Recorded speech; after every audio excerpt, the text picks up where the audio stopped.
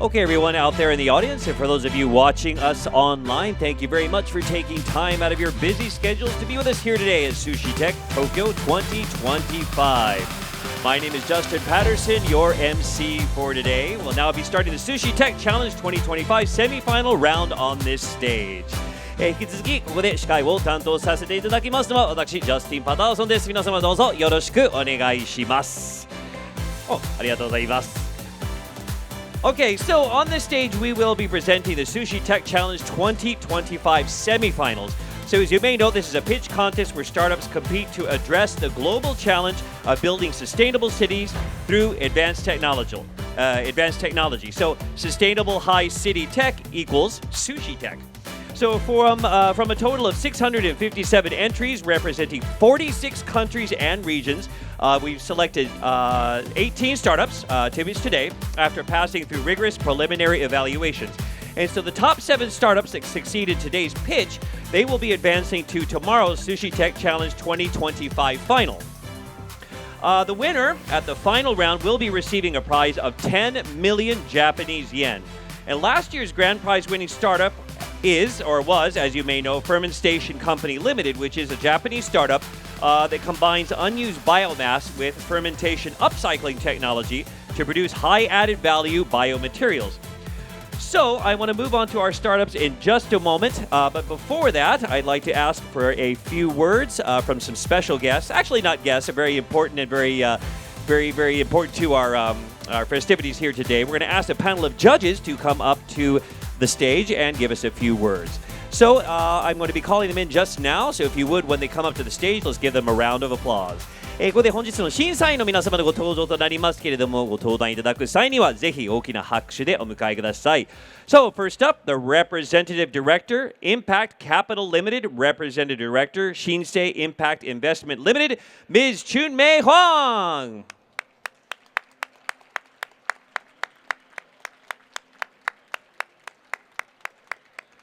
Okay, moving on, a partner and head of ventures at Plug and Play Japan, Mr. Jinkyan Ma.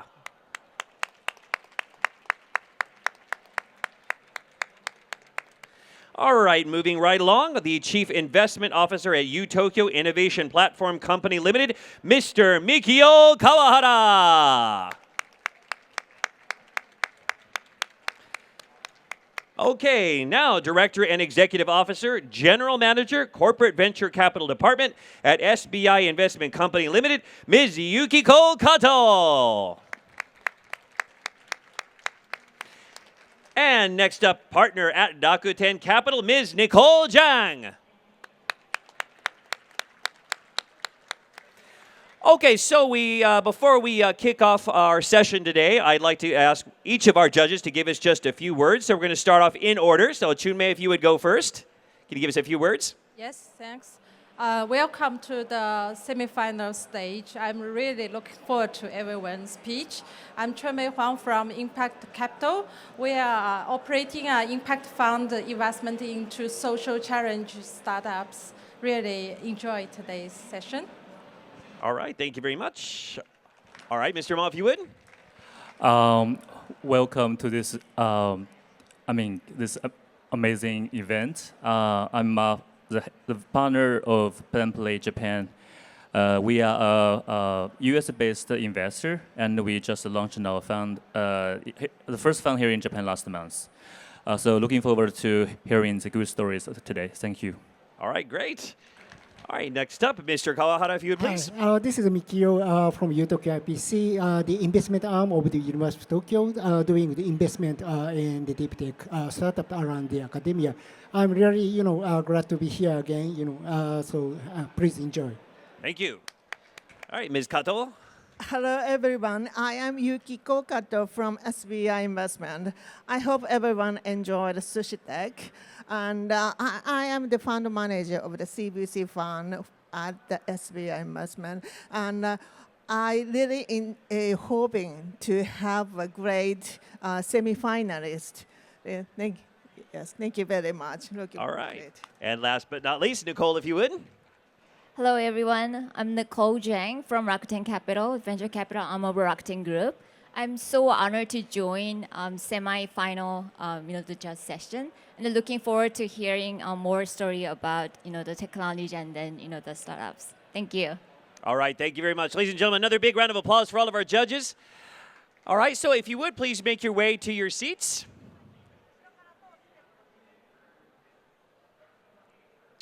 Okay, as we're having our judges make their way to their seats, I'd like to take just a few moments to introduce our pitching startups for today. As I mentioned, we have 18 startups who will be presenting their pitches here on stage from 46 different countries and areas around the world. So here's the lineup for the semifinalists. This year, startups from 9 different countries and areas, both domestic and international, will be taking the stage. I'm going to read them out very quickly.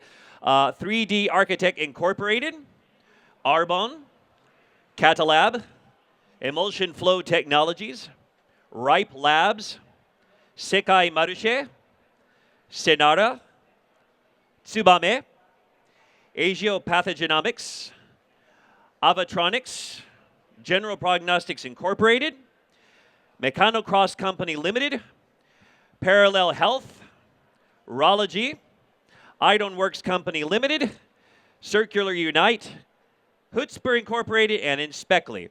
And you might have noticed I left out Lifebang and Yodawi. These two companies will not be with us here today. Lifebang そして Yodawi はですね、本日欠席となりますのでご了承ください. So these are our 18 startups who will be participating in the pitch session here today. So just a little bit about how the flow of things are going to go today. So we'll include 3 breaks during our pitch session, so you have a little chance to just get up, stretch your legs, use the restroom, whatever you need to do. But we anticipate announcing the results around 4:20 p.m. Maybe a little bit before, maybe a little bit after, with the entire program scheduled to conclude by around 4:40 p.m. So it's going to be a little bit of a long event, but, I hope you'll enjoy it. So please be sure and stay till the very end, and you get to find out who's going to be going on to the finals tomorrow. So before we kick off the contest, also I'd like to take a moment just to explain about the rules for the semifinals. Some of you have probably seen this before, maybe you already know. The pitch time is 5 minutes. Then they'll be followed by 2 minutes of Q&A from the judges, totaling 7 minutes per startup. And just to let you know, if they go over time during the pitch or during the Q&A, I will be cutting in because we have kind of a tight schedule. So don't be startled if I suddenly ask someone to stop. And please note, only the judges can ask questions to the people who will be pitching on stage.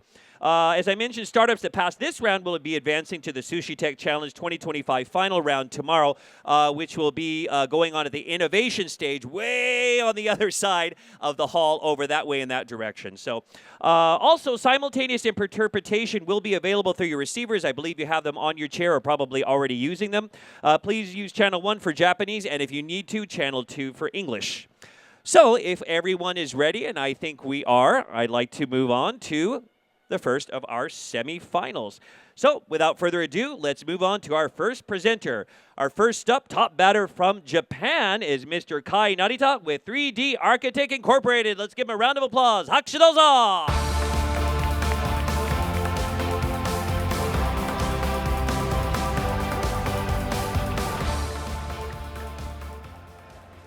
Hello everyone, my name is Kai. I'm the founder and CEO of 3D Architect. We revolutionized metal manufacturing for the energy efficiency by using our core technology, which we developed during my PhD at California Institute of Technology at Caltech in the States. So we are tackling 2 challenges to enable sustainable society. The first one is the data center cooling power consumption. As you probably know, data center could consume tons of energy. It could consume 13% of world's electricity by 2030. Within such huge number, actually the 40% of total energy use is coming from the cooling. So in a data center, thermal management or cooling is an urgent problem, and it could be $18 billion cost per year. The other problem we are looking at is the green hydrogen production. In order to achieve carbon neutral society, we have to adapt 200 million tons of hydrogen. However, still production costs remain the key barrier. And this problem may look like totally unrelated problems, but as a manufacturing startup, we see the common underlying issue, which is the current manufacturing limitation in terms of the design control at the micrometer scale, and that leads to inefficient fluid flow and reducing overall performance. Let me give you an example. In a data center cooling, people start using right now liquid cooling where liquid goes through the copper structure that cools the heat from the GPU. And we know that if we could make more sophisticated structure at a finer scale, like 10 micrometer, like 0.01 millimeter structure or scale, we could improve the cooling performance. However, it's extremely difficult to such a small scale design control by today's manufacturing process. And it's same for the green hydrogen production. People like to optimize the micrometer scale of the component in a green hydrogen production system, but today what people is a random structure today. So in order to solve these challenges, we invented a new manufacturing process that can offer 0.01 millimeter design control that gives you the efficient liquid flow. For the cold plate in the data center cooling, we can offer 50% cost cut for cooling. And so green hydrogen production, we see the 30% hydrogen output with the same electricity input. So if it scaled globally, we can offer $9 billion electricity cost saving for the data center cooling per year by just replacing this copper structure. And also green hydrogen production, by optimizing microstructure with the component in the green hydrogen production system, we can offer $7.4 billion cost saving per year. And this is enabled by our core technology, which is gel-enabled metal manufacturing. Unlike traditional metal manufacturing process, we use a gel material, which can be shaped by light in 3D. So once you make the 3D structure by gel, we also developed a proprietary technology that can convert from gel to metal so that we can create a high-performing metal products with a 10 micrometer resolution. That's the highest resolution metal manufacturing in the market with an optimized and customized design. And also we see that huge scalability for high volume manufacturing because we can adapt the resin 3D printer for rapid prototyping. At the same time, we can use a scaled production system in the semiconductor industry as well. And this technology was featured by many articles, but one of the good ones is that Nature, the top journal, featured our technology as a 7 technology to watch in 2024. So right now we are working with multiple companies and research institutes through the joint development and also POC in Japan, US, Taiwan, and Europe. And we are shifting to mass production with the design we are developing with those customers. But ultimately, what we are providing is not only the manufacturing process, but also the design or architecture that can maximize our customers' product performance. And our total addressable market is huge, $1.6 trillion for the cooling and also green hydrogen production, with the immediate market of the $740 million just for selling the cold plates for data center and also gas diffusion layer, the component in the green hydrogen production. And this is enabled by our team based in Boston in the US and the Sendai City in Japan. We have a great expertise in the manufacturing, design, and also business, with 7 PhDs from the renowned universities such as Caltech, MIT, and Harvard.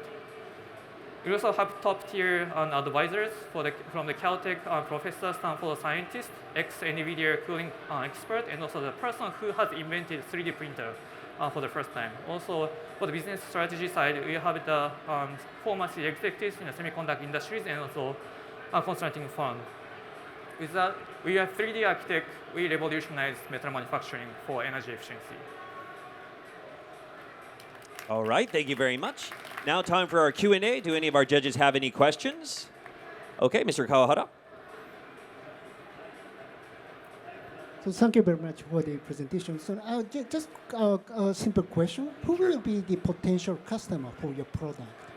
So our potential customer right now is the cold plate manufacturer. So that's what we are working with. So we provide the produce, manufactured product, and also design with those customers right now.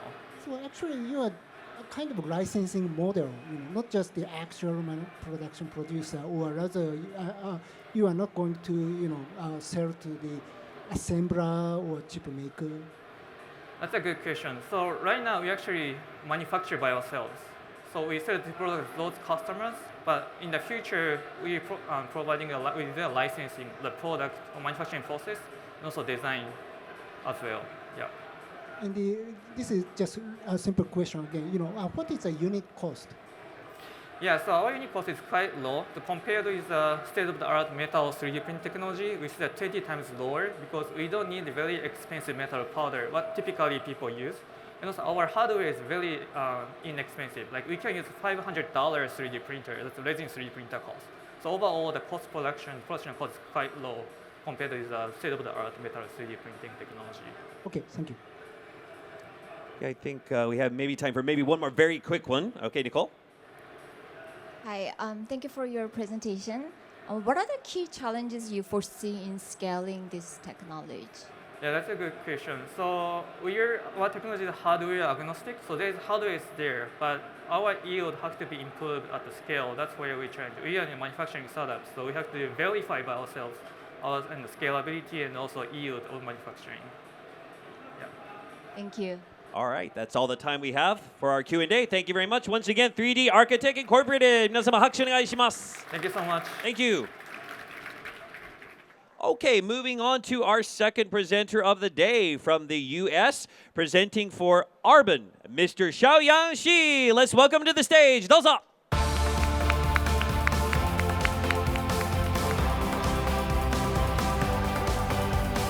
Should I start it now? Good afternoon, everyone. My name is Yang, founder and CEO of Arbon. I'm very humble and fortunate to have the chance to share our technology with you today here.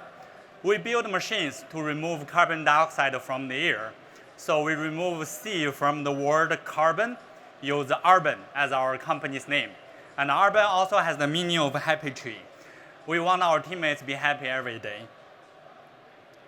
Let's start from there. Human being emitting 40 gigatons of CO2 every year. Even we stop emission from tomorrow, we still need to clean up what we have dumped in the atmosphere. That's how the carbon capture comes in. But this technology has to be scalable and affordable and can be globally deployable. A lot of CO2 capture companies only can run their business in one site. Arbon can run many sites, from ambient air to power plant, mining, and oil refinery carbon capture. We cross industries, we cross continents, we have a global impact. The current problem in the industry is all the material after captured CO2, they need a very high temperature to regenerate the material. So they can collect a high concentration of CO2 as a product.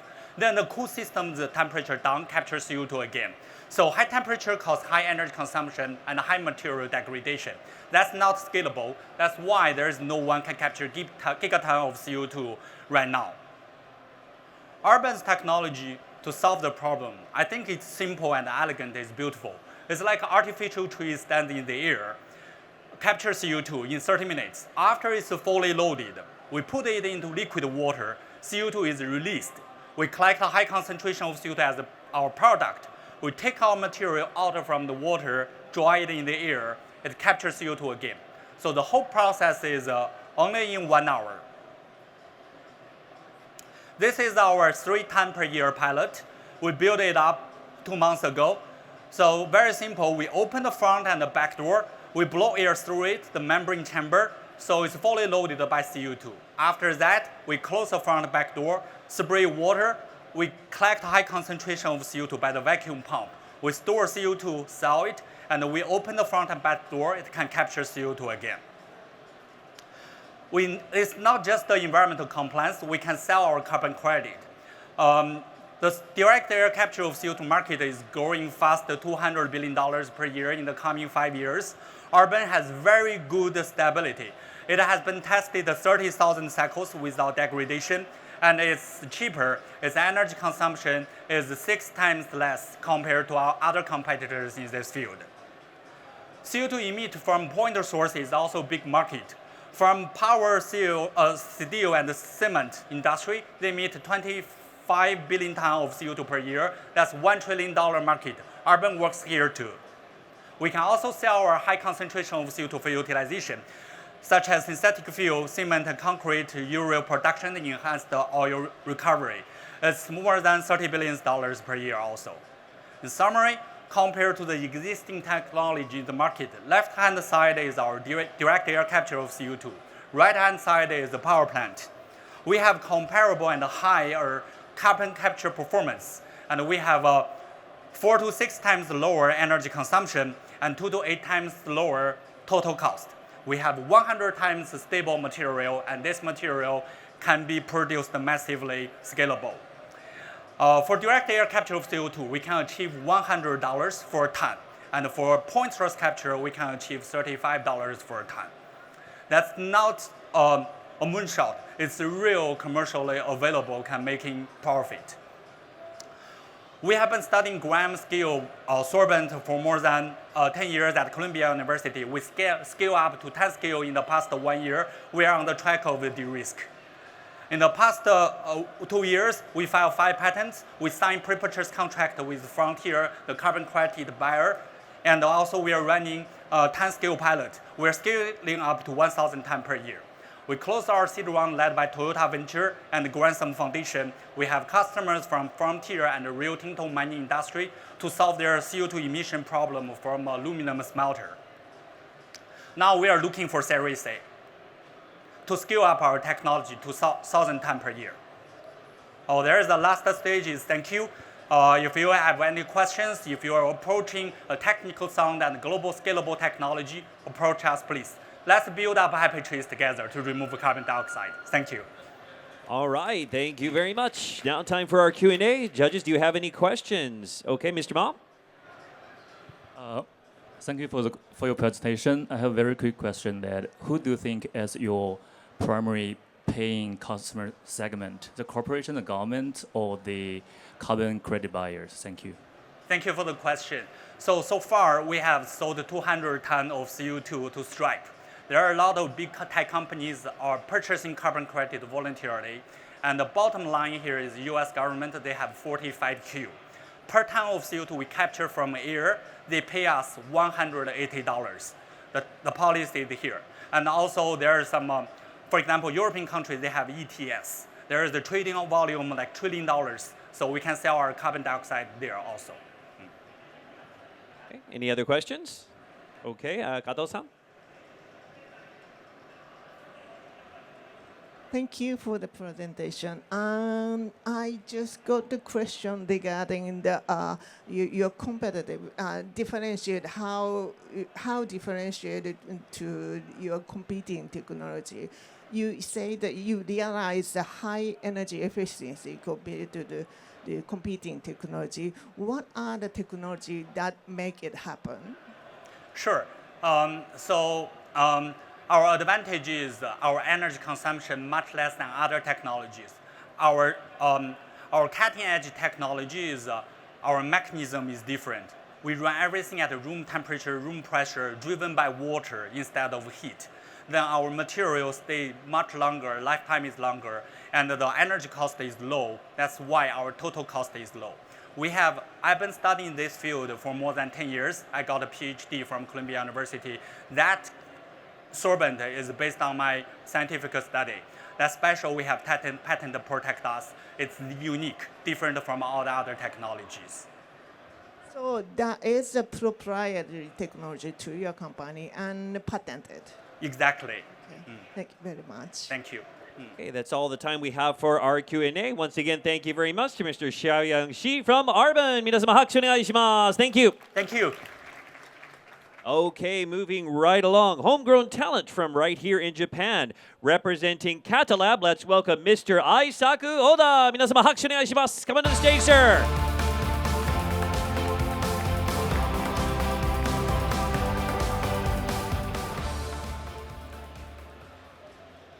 The ability to harness the power of the sun even when the sun doesn't shine.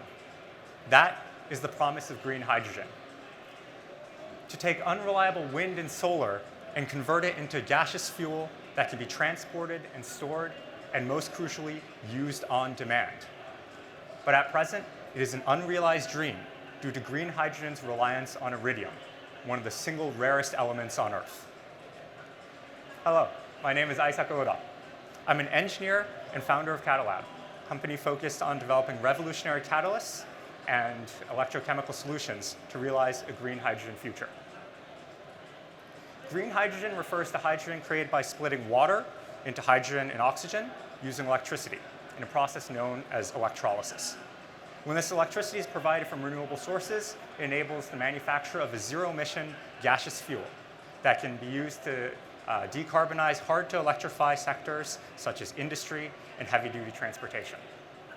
Numerous governments have taken interest in this promise and have enacted policies to help build out this green hydrogen future.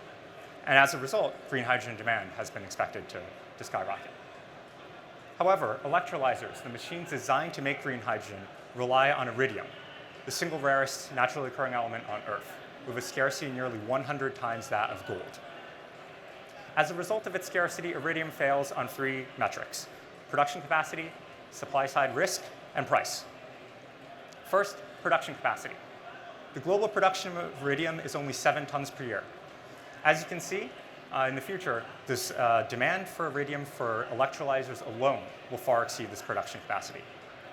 One of the main reasons for this shortage is the second problem with iridium. It's highly concentrated production, with nearly 90% of the production coming from just one country, South Africa. This bottleneck is something that can lead to supply side and geopolitical risk for iridium procurement. Finally, there's price. Iridium is nearly twice as expensive as gold, nearly 5 times as expensive as platinum.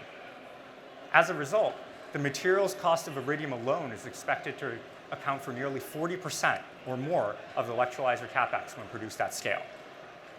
So if there's so many problems with iridium, why do we use it? Iridium is used as the anode catalyst material in water electrolyzers, and is responsible for the half reaction that takes water, H2O, and breaks it apart into oxygen gas, O2, and protons, H+. It must have high catalytic activity for this reaction and be durable, as the materials are expected to last in excess of a decade. However, the environment of the electrolyzer makes this difficult. The high voltages and the highly acidic condition make it so most elements dissolve away and corrode. The only stable elements are either expensive rare earth materials or materials with low catalytic activity. So how do we solve this iridium issue and bring about a green hydrogen future? Our solution lies in the atomic structure of the catalysts. We've developed a set of complex transition metal oxides with a patented structure that enables us to take low-cost, earth-abundant materials and make durable, efficient catalysts.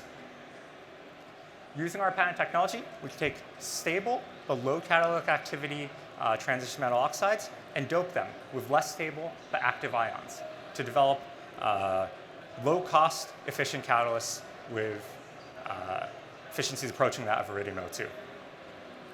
Using these catalysts, we believe that we'll be able to decrease the materials cost by nearly $78 per kilowatt compared to iridium O2 and achieve nearly 40% reduction in electrolyzer cost, leading to significant reductions in the green hydrogen cost and offering us a good competitive advantage. We hope to start with the catalyst powders and create a vertically integrated company going through the electrolyzer stacks and finally combining with components such as pumps, compressors, and power electronics to build out full electrolysis systems. We hope to begin production and sales of catalyst powder within the next year and begin system production within 7. Our core customers are major industrial players in sectors such as the petrochemical and steel industries with wide-ranging applications for final products, generally in heavy industry or heavy-duty transportation. Looking at the TAM SAM, we see a rapidly growing market with an attainable market of $1.4 billion within the next 10 years with high compound annual growth rates in excess of 25%. Finally, looking at the team, I'm currently working with Professor Shunsuke Yagi of the University of Tokyo to bring these revolutionary materials to market. Thank you for your time and attention, and I hope to talk with all of you more to determine how we can work together to bring about this green hydrogen future. Thank you very much. All right, thank you very much. Now time for our Q&A. Judges, any questions? Okay, Ms. Huang? Yes, may you kindly make a short introduction of the IP strategy? Yes, so right now, professor that I'm working together with, we have IP for the catalyst material itself. Right now we're looking into doing, we're doing cell scale durability tests, looking into can we get configurations for the MEA, which is the, not just the catalyst powder, but also with the electrodes, and specifically focusing on how that improves the durability. So that allows us to sort of build out from just the materials to bigger and bigger systems for sort of our moat for our patents. Thank you. Thank you. Any other questions? Okay, Mr. Kawada? To my understanding, your material can replace the iridium, all the iridium in the system. Yes. And do you have any, hurdle, to adopt that? Yeah, so I think the biggest one right now is we have to prove that our materials have durability for cycling on and off, specifically because for water electrolysis, you expect to be using renewables, which means it's intermittent. It has to be able to turn off, turn back on, and not degrade in that process as well. So that's the biggest hurdle that we have to show from a technological standpoint. From a building in for the business side perspective, I think it's mostly just, it's sort of a drop-in technology, but we have to be able to prove that it's trustworthy because these things are expected to last for a decade. The company name you showed us is a kind of, the partners you are working on right now or your potential, partner? The materials patent itself is one that the professor I'm working together with already has. And we're looking to build that out in towards not just the catalyst materials, but also the electrode assemblies, the full systems to sort of build out that mode. Okay, in terms of the company, are you Oh, working yes. right now? Or I'm in the process of incorporation right now. okay. So very, very early stage. Understood. Yes. Okay, thank you. Thank you. Okay, that's all the time we have for our Q&A. Mr. Aisaku Oda for Catalab. Thank you very much. 皆様拍手お願いします. Thank you. Thank you.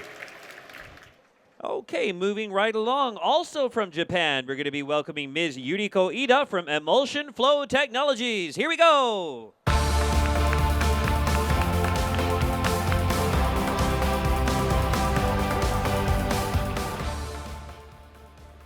Hello everyone, I'm Yuriko Ida, Chief Marketing Officer of Ryp. Here is a compact scale plant. Let me start with the issues, the social issues of hidden waste. And then let me talk about something related to the everyday life. You charge smartphones, EV cars, and you drink clean water. But can you imagine what happens after that? There is challenges behind the convenience. The battery waste comes from the EV cars, maybe smartphones.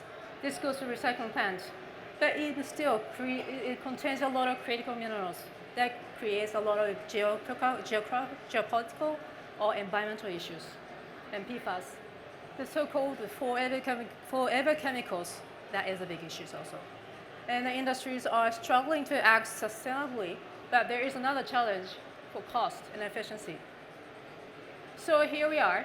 We turn the nuclear science to circular solutions. This is our system, emulsion flow. That is a key. You can see the emulsion part, like it's a dressing. We mix oil and water and a solvent, and the emulsion gets the concentration of the material, and then it is efficiently extract the certain material like rare earths. This is from the advanced extraction. Here's our CTO. This technology comes from the nuclear science and research on highly separating elements from radioactive elements from spent nuclear fuel. We are a spin-off of Japan Atomic Energy Agencies. How it works, let me just explain how it works for the battery recycling. So EV cars getting old and goes to the battery, old battery goes to the recycling station and then getting demolished and black ash. It's not environmentally friendly. But we add a special solvent, which is a recipe, and we make it liquid state, and liquid goes to the plant, and we can extract critical minerals out of it to the battery grade, so our customers can use it as a recycled material. We bring the versatility for the industry. We can recover rare earths out of any batteries from EV cars and IC devices, and even rare earths from factory wastewater. And PFAS, even PFAS comes to the battery manufacturing plants. We can close the loop. And we achieve the three savings: cost, space, and energy, thanks to the performance of the concentration. Cost 50%, size 75%. And this is totally different from conventional battery recycling plant. It requires massive capex and footprint. Of course, low carbon footprint. And battery recycling market is going to be increased from 2024. It's still $16.2 billion. But it's going to be $100 billion in 2043 because the EV cars or even more and more ICT batteries coming into the market. And so recycling plants will be needed. We have a strong progress for the company milestone since we founded in 2021. And we already achieved $40 million last year. And we are now, we already have the headquarters and laboratory and large-scale project. And now we are working with large players in Europe and Japan for the large-scale construction project of the plant. And we have basic models and flexible. We provide the services project and technology licensing, also the offtake. And so we are flexible to meet the need of the customers. And then we are beyond the technology. We support the global impact, decarbonization, other mining, wastewater management. Especially we are looking at the market beyond Japan and Europe and the United States and Southeast Asia. Track record, we have strong partners and supporters. And the team are led by the strong leaders, like 2 CEOs and CTOs are from Japan Atomic Energy Center, and they are working with business expert like us. Our business is simple. We want to pursue cleaner, circular economy.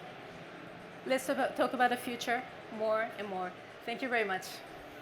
All right, thank you. Now time for our Q&A. Any questions from our judges? All right, Mr. Ma, you already had your hand up, okay.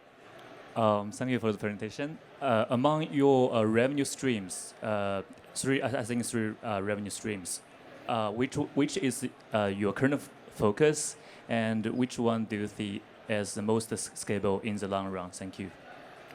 Yes, we are already working with car companies and battery companies for scale up the plant. So we are now focusing on a plant project that is for selling the plant and equipment and the services. That is one of the things. So in our compact scale plant can be installed anywhere and easier. So we are expanding to have a hub and spoke strategy to have this plant anywhere. Thank you. Still have time for another question. Anyone? Mr. Kawahara? Okay.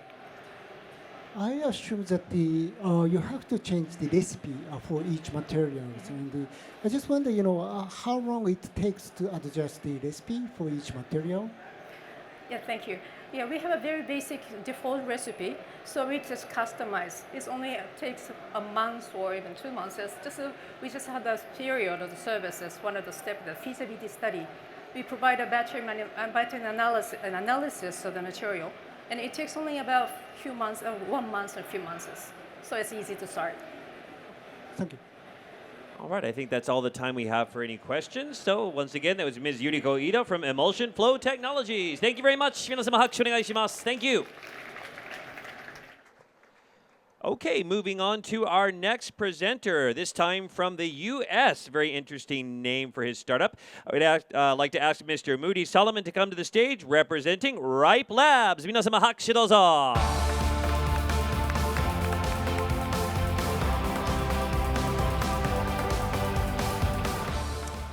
Food waste is one of the biggest problems facing our planet today. It's an economical, social, and environmental problem that's literally affecting every single person on the face of this planet. I'm Moody Solomon, CEO of Ryp Labs, and I'm here to tell you how we're tackling this problem head on. First, let's put it in perspective. So every minute, we are wasting enough food to feed over 1 million people, and that very same food waste ends up in landfills releasing thousands of metric tons of greenhouse gases. So by the time I'm done with this presentation, we'll have literally wasted enough food to feed over 5 million people for a day. And this is due to the fact that we have an unbelievably inefficient food supply chain system where losses are experienced all across the supply chain, from the farm all the way down to the consumer. It amounts to over $2.6 trillion in losses every single year, including environmental and social costs. It's experienced across all food groups: meat, seafood, dairy, fruits, and vegetables. And so to have a meaningful impact, we have to come up with a solution that's very easy to use, can be applied anywhere along the supply chain, scalable, and can be adopted by the largest distributors down to the smallest smallholder farmer, developing countries or developed countries. And that's exactly what we did at Ryp Labs. So we've developed a 100% safe food-grade natural formulation that you can apply to almost any surface, including stickers. You simply take one of our stickers, apply it to a fruit or a package of the fruit, and as you can see here in this time lapse, the non-treated mango starts to prematurely rot at about day 14, while the treated mango, by just applying our sticker to it, is a lot more resistant to the premature rotting. So at this point, you're probably thinking, how in the world do you guys do this? It almost looks like magic. We turn to nature. So plants have been producing these natural compounds for millions of years to protect themselves. If you're sitting right here, you would smell one of these plants. It's something that the plant releases. It's rooted to the ground. to protect it from invasive species like pests, fungi, or bacteria. So what our plant physiologists and microbiologists do that's particularly unique is they can identify which of these compounds out of the tens of thousands of compounds that are out there that are going to be most effective against the disease that affects your food. Then our chemical engineers and material scientists will develop formulations to encapsulate these compounds and control their release rate so that we can add that compound to a sticker or to a sachet. And so essentially what we've done is we've taken how plants have been protecting themselves for millions of years to now extend the shelf life of fresh produce. Another question that often gets asked is, what about berries? Do you have to put a sticker on every blueberry or strawberry? The good news is you don't. You simply take one of our stickers, apply it to a package, it releases and protects what's inside the package. We're UMRI-listed, so we can actually be used on organic produce as well in the US. And today our product line consists of direct stickers that can go on fruits, larger stickers for packaging, sachets for even larger boxes. We have a very healthy IP portfolio, 1 granted patent, 5 pending, 2 in drafting. So we're doing quite well on that end as well. We have a highly multidisciplinary team of material scientists, chemical engineers, plant physiologists that came from many disciplines to make this technology happen. And very importantly, this technology can and will be applied to all food groups. But as a startup, if you try to do everything, you'll end up doing nothing. So we're particularly focused today on fruits and vegetables because that's where we see the highest wastage rates. And eventually we'll go to the other groups. We're already starting to work with some of the largest household names in the industry, like Walmart. And to really expand globally, we've started to partner with global partners such as Sanyo Trading right here in Japan that is helping us launch in Japan as well as other key countries in Southeast Asia, as well as Lineage, one of the largest climate controlled warehouses in the world. We're already either piloting or commercial in over 30 countries. And our customers have already seen anywhere from 40 to 100% of shelf life extension, adding anywhere from 2 to 20 days to strawberries, blueberries, mangoes, papayas, etc. With Walmart, for example, we added 2 days to the shelf life of their strawberries, which is significant by retail standards. We doubled the shelf life of their grapes and added 20 days to their citrus fruit. Our impact is measurable. We meet many sustainable development goals, including to date, we've added our technology to over 160,000 kilograms of food. We estimate through third-party life cycle assessments that we've saved over 27,000 kilograms of food from ending up in landfills, which would have otherwise released over 20,000 kilograms of greenhouse gases. And that's enough food to actually feed over 15,000 people. At scale, we estimate that for every $100,000 worth of Ryp Labs product, we can save up to 280 tons of food from ending up in landfills, which would have otherwise released over 155 tons of greenhouse gases, and that's enough to feed over 156,000 people. So we're solving a social, economic, and environmental problem. Thank you so much, and we hope you join us in the fight against food waste, one sticker at a time. Thank you. All right, thank you very much. Q&A time. I know we got to have some questions on this. Anyone? Mister, you've always got your hand up first. Are we okay? Do you want to go first then, Ms. Kato? I think you had your hand up as well. Thank you for the presentation. This might be the very basic question, but I'd like to ask about the safety issue. Of course. And the material which is put it on the seal, the patches, yes, are 100% safety, or is it edible and it can be applied to every food? That's exactly right. Everything we use is food grade. It's already pre-approved by the FDA or approved in Japan or any of the countries that we've deployed in. And I've actually eaten a couple stickers myself to prove that it's safe. And I'm still here, so. Okay, do you need to clear any regulation you come to the Japan market? Yeah, thank you so much for that question. So we actually don't. I actually come from the medical device industry, so the regulatory process was very important on the front end. And it was very important for us from the get-go to only work with pre-approved compounds, either as food additives or food flavorings that are approved for active food packaging, so that we can go to market without pre-market approval. Any other questions? Mr. Ma, if you have a question, you're more than welcome to go. That is the same question. Okay. Anyone else? Okay. Ms. Wang? I just want to make a better understanding. So you deliver your service to the wholesale, or you even deliver your service to the very beginning of the value chain, like the farmer? Yeah, excellent question. So we actually go to the distributors and the packers because they work with 100 farmers, say. So instead of going to 100 individual farmers, you go to the packing house where it's highly centralized and where you can have more impact. Okay, that's all the time we have for our Q&A. Sorry about that, Nicole. We'll get you on the next round. All right, ladies and gentlemen, once again, Ryp Labs, Mr. Moody Solomon. Thank you very much. All right, our next presenter from Malaysia, Ms. Ami Sugiyama, representing SECAI MARCHE. Let's give her a round of applause. Hakushu dozo.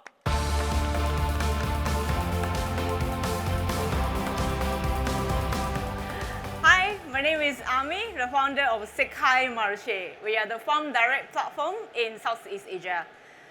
10 years ago, I moved to Malaysia to open my cafe. I was very, very excited. However, I quickly faced the unexpected challenges.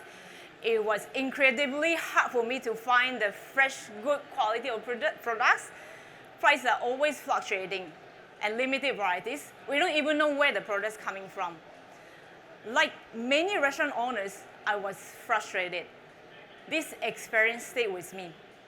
Then this is the reason we started to rebuild the supply chain for Southeast Asia. Look at this. This is the traditional supply chain in Malaysia. It's quite inefficient, fragmented. Farmers are disconnected from consumers. Farmers here are small scale. They have limited access to technology, markets, any resources to increase the productivity and profitability. Meanwhile, restaurants, they are stuck in buying in a bulk from traditional suppliers. They always face the challenges of fluctuation of the pricing, inconsistent quality, and limited varieties. And more, without any proper cold chain, more than 50% of the products are wasted. It has to both sides and to the environment. Here, the SECAI MARCHE comes in. We are the B2B farm direct platform to connect farmers directly with restaurants. We also develop the technology stacks, the smart e-commerce platform with AI-powered forecasting, our own warehouse management system, highly customized for perishable products. And more, we have our own cold chain network. This enables us to deliver over 20 tons of the fresh produce now, daily, from the farm to consumer in a city within 24 hours, while maintaining the freshest quality, food traceability.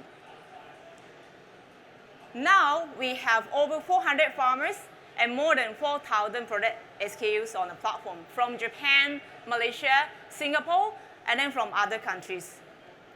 We're contributing to them to giving their access direct to the markets, better profit, better revenues, and more predictable revenue and sustainable revenue for them. Who is using our platform? We have over 1,800 hotels and restaurants in Malaysia. Why they choose us? First, quality. We bypass the traditional supply chain, delivering direct fresh produce from farmers. Quality is freshest. Second is variety. We give food traceability and transparency of the products, more varieties, smaller size of ordering, which giving to the restaurant more flexibility. Third, pricing. With gaining more volume, we are giving more competitive pricing than traditional supply chain.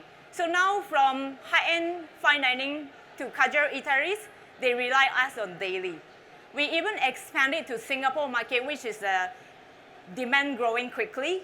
And we also diversifying the products, not just of vegetable and fruit, but successfully did it to poultry, meat, seafood, even to processed food as well. Since we launched our system in 2019, we have continuous growth, 200% in the every year. We also creating the flywheel with competitive cost structure to grow more sustainably. Enhancing the platform convenience, we are having more products and farmers, and then we are gaining more volume to have more competitive pricing in the markets. More importantly, we are building sustainable and more transparent supply chain for Southeast Asia countries.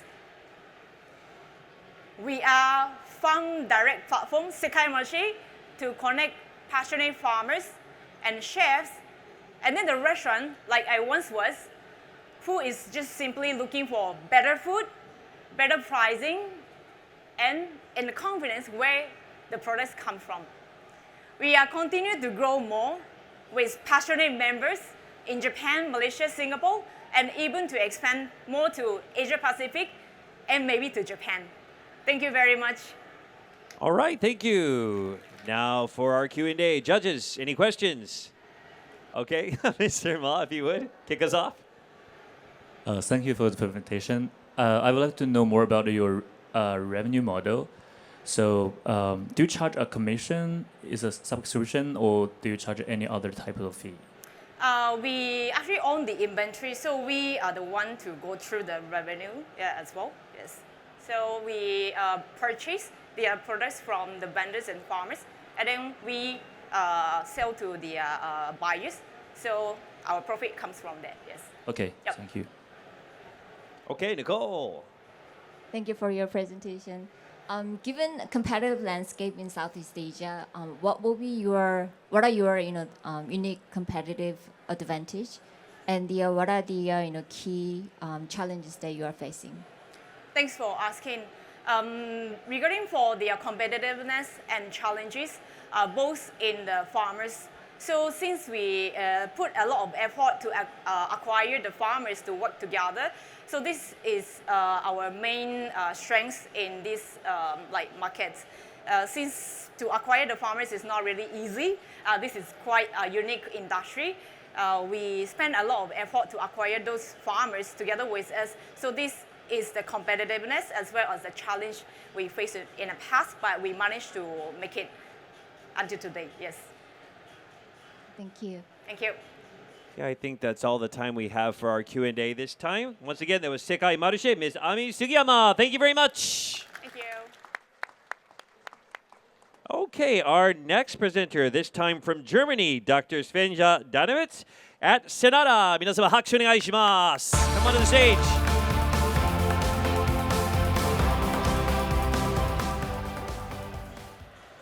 Hello, Tokyo. I'm Dr. Svenja Danowitz, CEO and founder of Senara. We are a cell-cultivated milk company, and we have the mission of saving dairy tradition and making dairy fit for the future.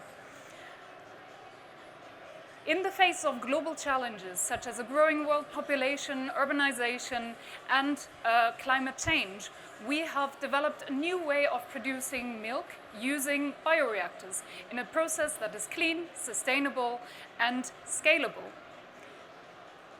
This is all the more important with the background of traditional dairy farming in mind, which has an immense impact on the climate and on the environment. Yet it still serves a global market of $100 billion.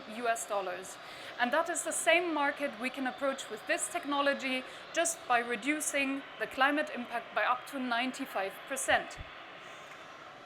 What we offer is a full animal milk that is cleaner, more sustainable, yet can also be tailored to the needs of the partners in B2B industry.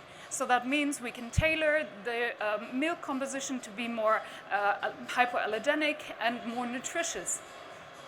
We do this by using the potential of animal cells. We derive them directly from the milk, put them in our bioreactors, and create a continuous supply of cultivated milk using this way.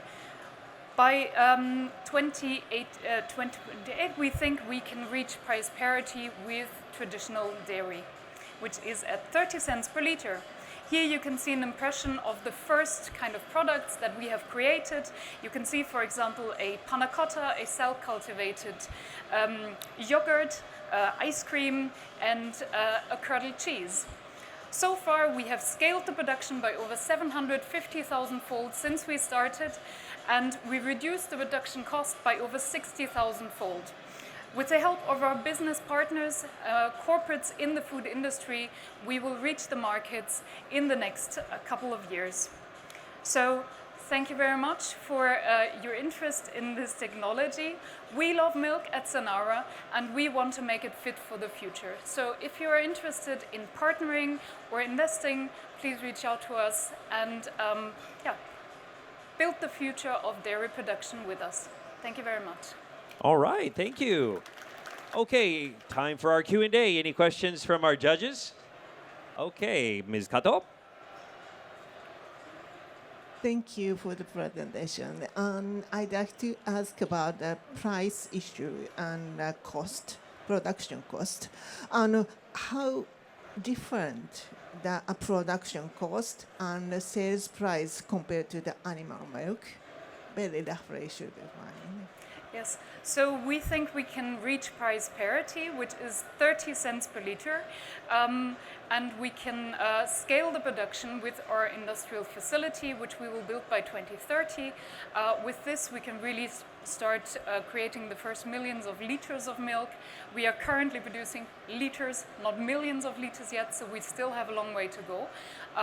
But based on the proprietary technology that we have developed, it is something that is a very much scalable technology. We're currently working out of a 500-liter bioreactor, and we will be scaling this further in the next years. And do you see any technological difficulty to scale up or increase the production efficiency? Yes, thank you very much. So our techno-economical model is built on the assumption that we do not have to become more efficient at producing milk, just simply making the production larger. There is, of course, always the potential for large-scale food production of contamination. So this is something that we have built from the batch into our bioreactor system. We have a team of engineers and scientists. Both me and my co-founder have degrees in engineering as well as science, and that is something that we have put into our proprietary technology from the onset. Yeah. Thank you. Thank you. All right, thank you very much. That's all the time we have for our Q&A. Once again, Dr. Sven Jordanovic from Senara. Thank you very much. A round of applause, please. Thanks. Okay, so moving on to our next presenter, once again from here in Japan, Ms. Hiromi Suda, representing Tsubame BHB. 皆様拍手でお迎えください. Come to the stage, please.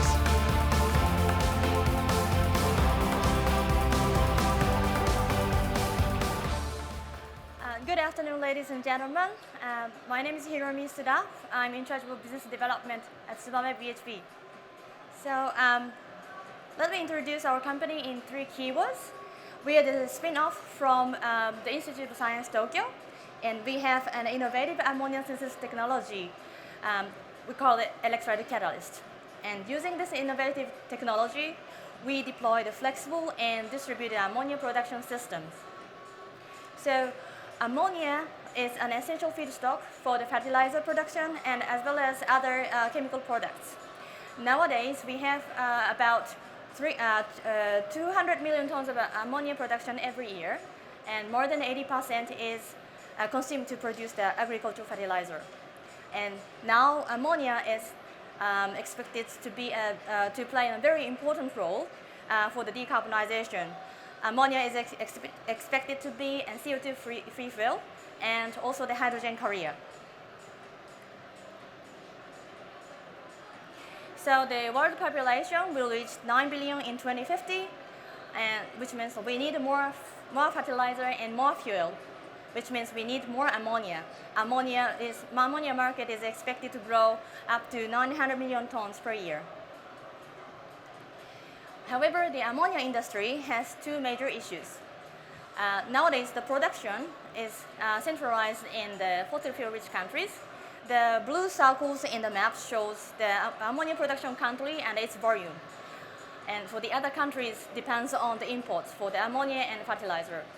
And as well as there is a significant amount of CO2 emissions, which is about 380 million tons of CO2. That counts for 1 to 2% of the world's total CO2 emissions. So we are driving the transformation of ammonia production. So from the centralized production in fossil fuel-rich countries to the distributed production around the world, we realized the local production of ammonia and fertilizer in the countries currently relies on imports. From the gray ammonia from the natural gas or coals to green ammonia with the renewable energy. So now I would like to move on to our business and technology. So our core technology is an innovative ammonia synthesis catalyst named electrolyte catalyst. The electrons contained in the catalyst perform as negative ions, and it enables ammonia synthesis at lower temperature and lower pressure compared with the conventional technologies. This ammonia synthesis technology under mild condition has high potential to reduce this energy cost, energy consumption, and plant cost. So using these technologies, we offer the flexible ammonia production solutions. And for those with the smaller demands, less than 100,000 tons per year, we offer, for example, like fertilizer on-site production or the industrial use, we offer the distributed modular system. And for those with a large-scale production demand for the CO2-free fuel or hydrogen carrier, we offer the catalyst and basic design and license. So our basic business scope is providing the engineering and procurement of the ammonia production system, but we also design the project with the global partners to create the green new market as well, because now the market is emerging this moment. So, so far, we have already received 2 plant orders in Japan, and the first plant will be on stream October this year. And the second one will follow 1 year later. And we are now trying very hard to receive the first plants from the overseas clients in Brazil. So our growth strategy, this year we expand our business to the global market with distributed ammonia and fertilizer production model. And in 2030, we scale up our production volume and to enter this large-scale production for the fuel and hydrogen carrier market. And in 2050, we envision our ammonia plant everywhere in the world.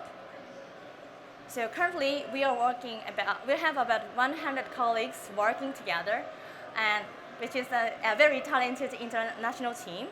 And with this talented team and passion to feed the world and fuel the world, we bring the innovation to ammonia production, and we want to realize a sustainable planet.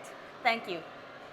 Okay, thank you very much. Q&A time. Judges, any questions? All right, Nicole. Thank you for your presentation. How are you prioritizing target market for partnership? Target market for the partnership. How are you prioritizing target market for partnership? So for the next 5 years, we are targeting for the distributed production market, which is focusing on the on-site fertilizer production and also the industrial use for the high purity chemical production manufacturers. Thank you. Could you elaborate your business model? Excuse me? Could you elaborate your business model? Okay, so our business model is for the first 5 years that, as I explained, to focus on the distributed production system. And after this, the 2030, we're targeting to expand into the fuel market and hydrogen market with the catalyst. And its dedicated process is a basic engineering and licensing. So we provide like a very small scale product for the distributed the target market, and then the large scale we provide licensing. Thank you. Thank you. We might have time for one quick question, Mr. Kawahara. Well, your first 2 customers, are they the government-related, customer or pure private company? Okay, so our first plant is actually the pure private company, but which is Inpex Corporation, which is they're now trying to focus focus on the demonstration of their blue hydrogen ammonia demonstration project. But the second project is a pure industrial customers. Okay, thank you. All right, thank you very much. And that is the end of our Q&A. Ms. Hiromi Suda from Tsubame BHB. Thank you very much. ありがとうございました。Okay, so we've concluded our first 8 presentations for our pitch contest today. We'll now be taking a short break, and we'll be back at 2:12. We'll be coming back at 2:12 p.m. So for those of you leaving, please be sure to return your simultaneous interpretation devices to our staff, and hope to see you back in just about 5 minutes. Also, just to let you know, inside the venue, we do have other exhibitions showcasing products and services from startups, including those presenting here today at SusHi Tech. We encourage you to take a look around, and we'll see you back in about another 5 minutes. Thank you very much.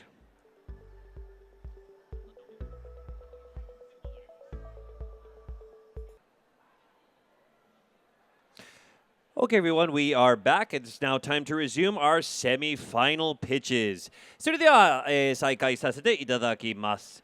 As you previously have heard, the winning company tomorrow will be receiving a prize money of 10 million Japanese yen, among other prizes from other sponsors. So we're going to go ahead and get started right away. So to kick us off in the next portion of our program, from Taiwan, Mr. Chun Hao Liu from Asia Pathogenomics. Let's give him a round of applause. 拍手お願いします。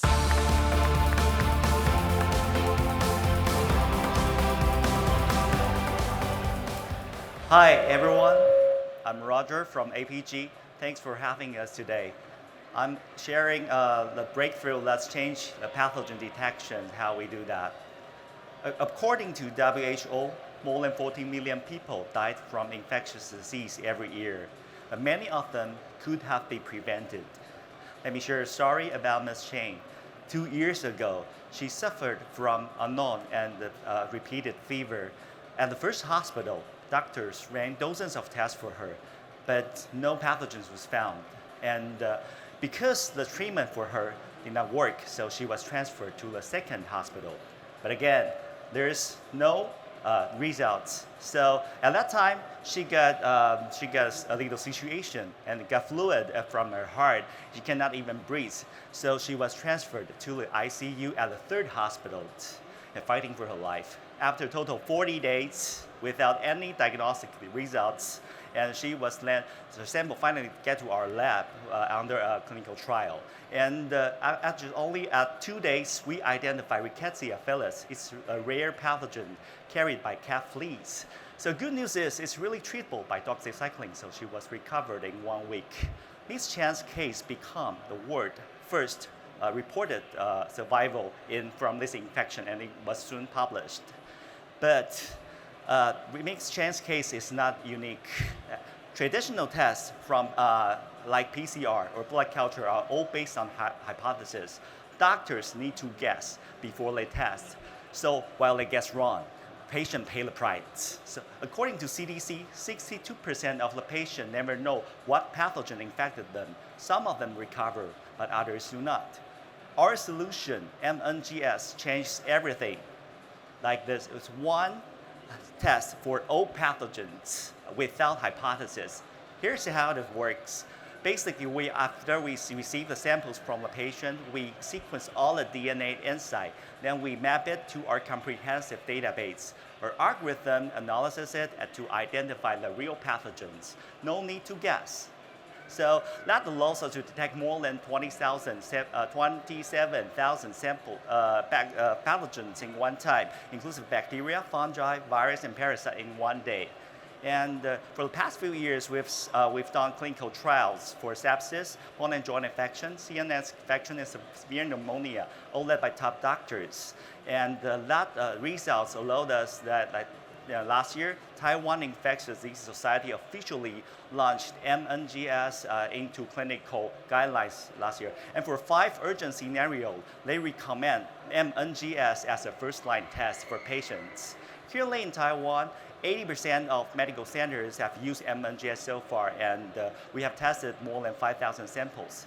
Okay, we talk about the benefit to the patient, but the impact goes far beyond that. Actually, it brings huge beneficial to the entire healthcare system. ICU cares cost the government more than 1,000 US per day. That with MNGS, we can identify the pathogens earlier, which means we can start treatment sooner. That allows patients leave the ICU 5 days earlier on average. So we can cut the cost by 38%, and more importantly, we can increase 25% about the survival rate. And that also changed how we use antibiotics because early detections allows precise treatment. So that we can avoid unnecessary antibiotic use by 80%, and we also reduce resistance. Compared with the huge market of the traditional tests, MNGS is just beginning, so it means a huge potential for that. We totally believe that MNGS will become an everyday essential test for frontline doctors. Our team is experienced on NGS, microbiology, and bioinformatics. Together with the experts, we're currently making MNGS everyday clinical practice. And in Japan, with Tokyo's government support, we just launched our subsidiary this month. Japan is actually a super aged society. 29% of the population are over 65. For this population, infectious disease is a really serious problem. So for that reason, we work closely with the Japanese leading doctors to make Tokyo a global model for sustainable infection care. Unlike chronic disease or cancer, infectious disease is totally another story because life can be lost in just 1 second. In APG, we believe not we're just building a product. We're saving time to saving lives. So thank you. We hope to earn your support to make this happen. Thank you for listening. All right, thank you. Now time for a Q&A. Judges, any questions? Okay, Mr. Kawahara. Can you describe about the investment? Maybe it depends on the country, but the investment and cost range and the investment range. Yes, there were two ways. In Taiwan, we actually have self-pay insurance, so we don't need the healthcare insurance, but we're still working on this. But in Japan, currently we're talking to Kolosho and PMDA to make this happen and far. So we have to make a clinical trial so far, so we work with the chairman of Medical Society. Yes. Any other questions? Mr. Ma? Okay. May I know thank you for the presentation. May I know how are you navigating regulatory approval pathways in Japan and other targeting market for the clinical use of NGS? Okay, thank you. The NGS application is for many applications like cancer and IPT, but we're focused on infectious disease. And this actually is an important thing is we need to sequence every day. So the time window is pretty low. So winner will probably take over. So we currently are first one, only one in Taiwan, and currently it's not in Japan. So we focus on Japan first because of the aging population. The next one we probably will focus on Australia or Korea. So that's we call Asia Pathogenomics. Yes, thank you. I think that's all the time we have for our Q&A. Thank you very much. Once again, Mr. Chun Hao Liu from Asia Pathogenomics. Thank you. All right, on to our next presenter, this time from Switzerland, Ms. Jeiron Hezabe at AVAtronics. Let's give her a round of applause. Hakusho onegai shimasu.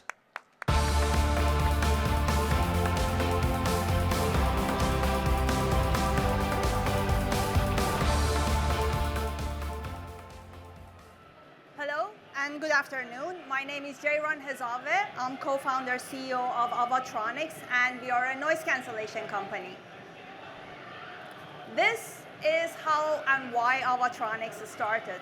I bought a very expensive pair of noise cancelling headphones for a trip, and when a baby started crying, I noticed I could hear everything. This is something that I'm sure has happened to you, even with the best and the most recent noise cancelling headphone. When I looked at it, I noticed that actually something is happening and no one has been addressing it yet.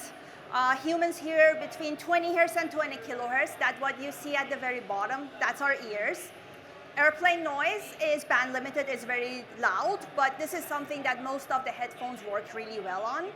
People speaking around you can get more high frequency. It gets up to like 4 or 5 kilohertz in the range when you look at it. But when a baby starts crying, it reaches 8 kilohertz. It passes through everything.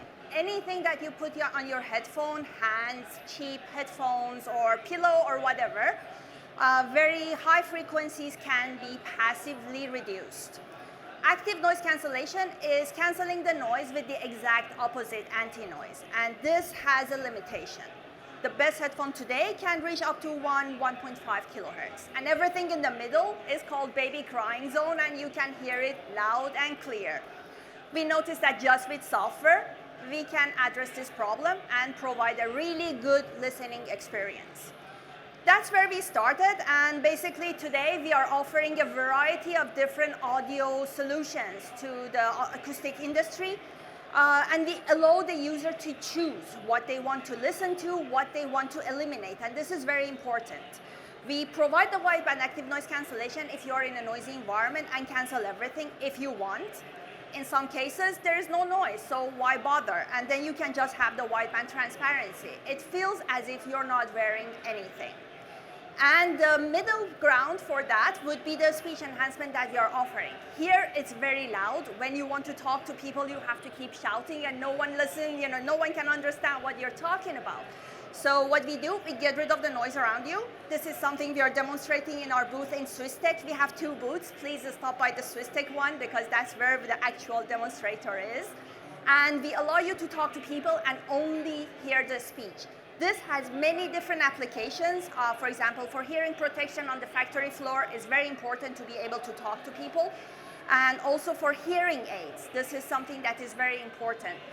If you're wearing a hearing aid in a noisy environment, everything gets amplified. It's really hard to have a conversation with people. So this helps a lot, and it's a mature AI-enabled technology on edge.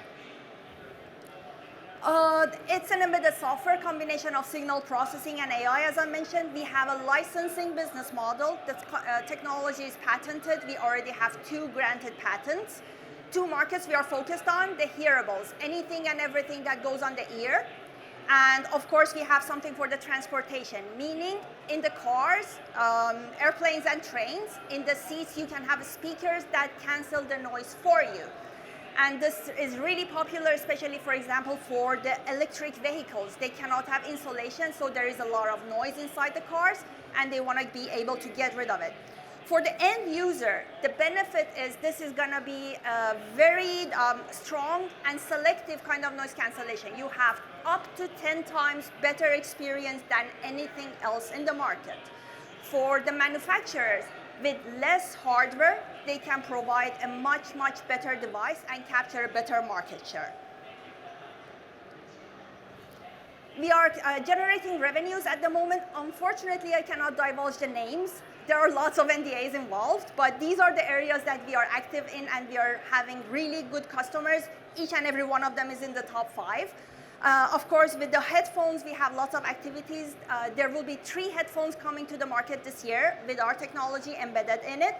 We are working with a lot of semiconductor manufacturers to have the IP ready for them to sell to their end customers. We provided a really advanced hearing protection for mining industry that was allowing actually, exactly as I talked about, to get rid of the noise, but enable them to actually have conversation with each other or listen to the radios that were in their hand. OTC hearing aid is something that we are offering, and we really want you to try it because this is something we have. Hearing aid with enabling you to have a conversation, and we provide in-seat noise cancellation for the headphones, for the airplanes and the trains. And I believe my time is up. All right, thank you very much. 皆様拍手お願いします。Thank you. Thank you. All right, now for our Q&A. Any questions? Okay, Ms. Huang? Yes, I think it's very interesting tech knowledge, and all the maybe your main customers all want to make capex in this field. How you can keep your tech knowledge advantage, keep it as? The technology is very well protected in terms of, if that's what you, in terms of performance you mean, or in terms of protection? That's the question. I mean, do you have any space to improve the technology, make technology in the leading position? Yes, of course. We are way ahead of the competition at the moment. Of course, everyone else is trying to have good solutions in this industry, but we are adding more and more to what we are doing. The hardware is also getting better, which is also helping us in what we are doing. And we keep actually innovating in this area to make sure that we keep our distance and the edge that we have in this area. Okay, we have time for maybe one more quick question. Anyone? Okay, Mr. Prada? No? Just a simple question. Why, you can cancel the different range where, other competitor cannot? It's a very good question. I'm not coming from acoustic industry. I come from telecom with a lot of experience actually in high frequency, signal processing and hardware. So we brought something from telecommunication into the acoustic industry, and we applied it to this industry to be able to generate something which is much, much better than the other ones. So it's a totally different way of approaching this, and that's what we have patented as well. Maybe I can, if there is time. No, we just had time just now. Sorry. I'll make sure to catch up with you. Okay. Thank you very much for your attention. All right, thank you very much, Ms. Jae-ron, heads of it for AVAtronics. Thank you. Okay, moving on. Our next presenter, this time from the U.S., Mr. Sean Matsuoka from General Prognostics Incorporated. 皆様拍手でお迎えください. Come on to the stage, sir.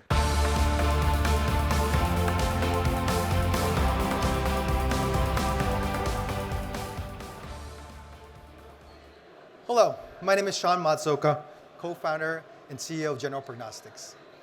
My journey to GPX started about 10 years ago when I was a caregiver for my grandmother, who ultimately died of heart failure. We would care for her, see her the same night she would end up in the hospital.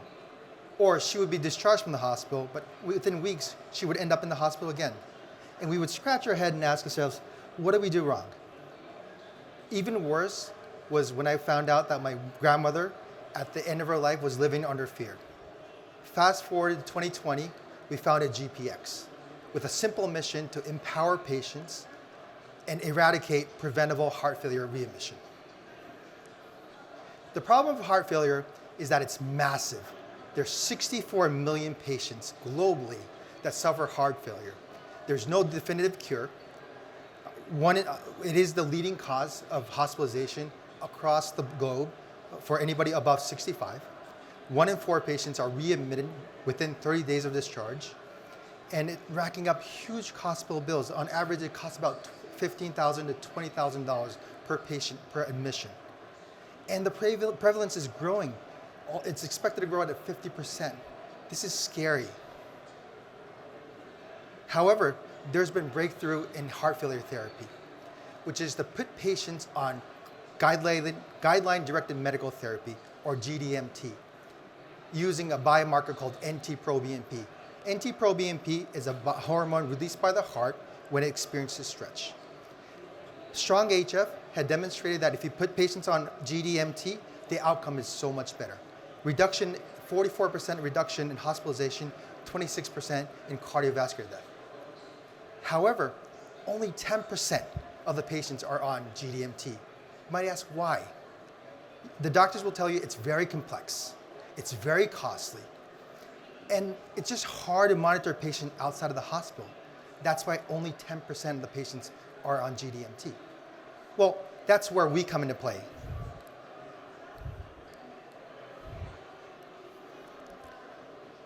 We enable proven therapy to be delivered at scale, all remotely from the patient's comfort of their home. We have an algorithm that detects elevation in NT-proBNP.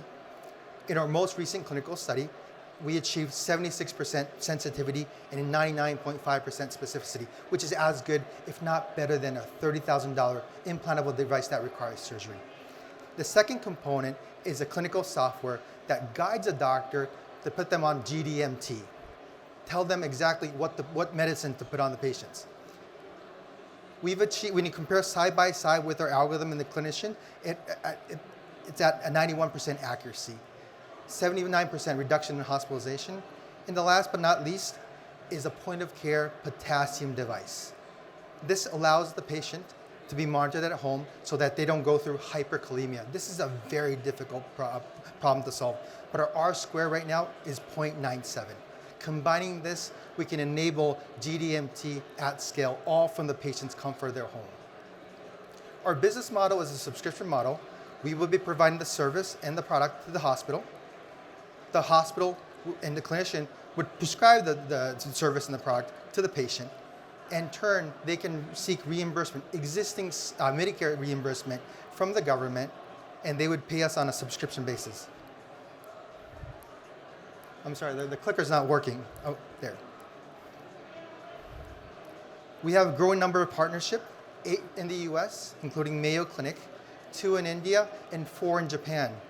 We were recently awarded the AMED government grant, so we're now starting to work with Kokujun National Cerebral Cardiovascular Center, Kyoto University, Kobe University, and Kochi University, and the number is growing because they all want to put their patients on GDMT at scale from the patient's comfort of their home.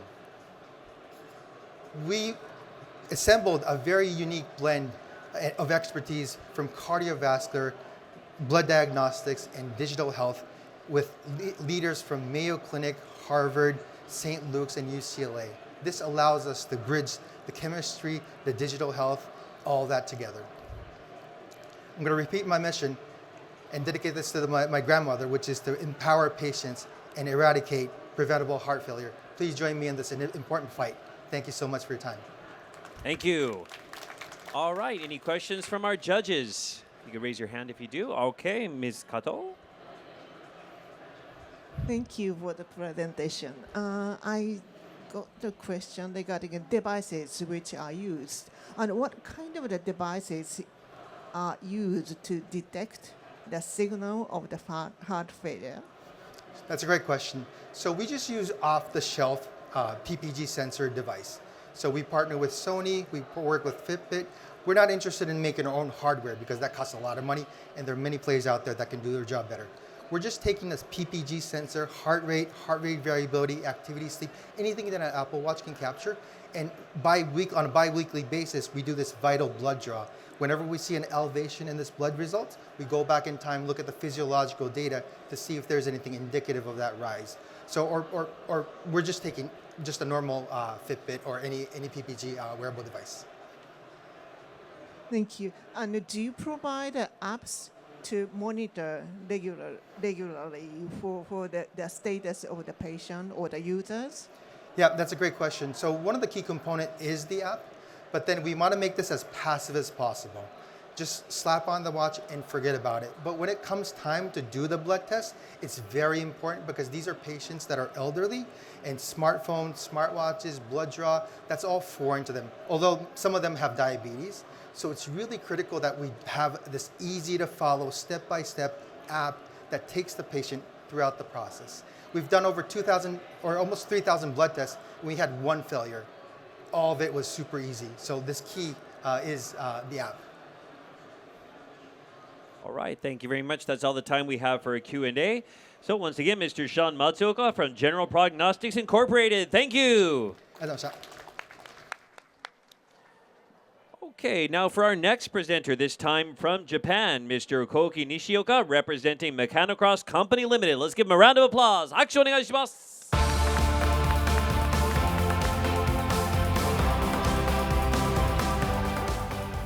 All right. Hi, everyone. Oh, sorry. My name is Koki from MECHANOCROSS. I'm handling business development in a team. Before diving into the detail, let me explain a little bit about the company. Just 3 points. One, we're from Hokkaido University, so we are the academic startup. And what we do is basically to do the renovate organic synthesis reaction with mechanochemistry, which is the field studied in the Hokkaido University. Last thing I want to emphasize here is though we just started second year of the company, we already have 10 big clients in Japan, like chemical companies and pharmaceutical companies. So what we want to do, don't worry, I'm not going to make it too difficult. So let me go simple.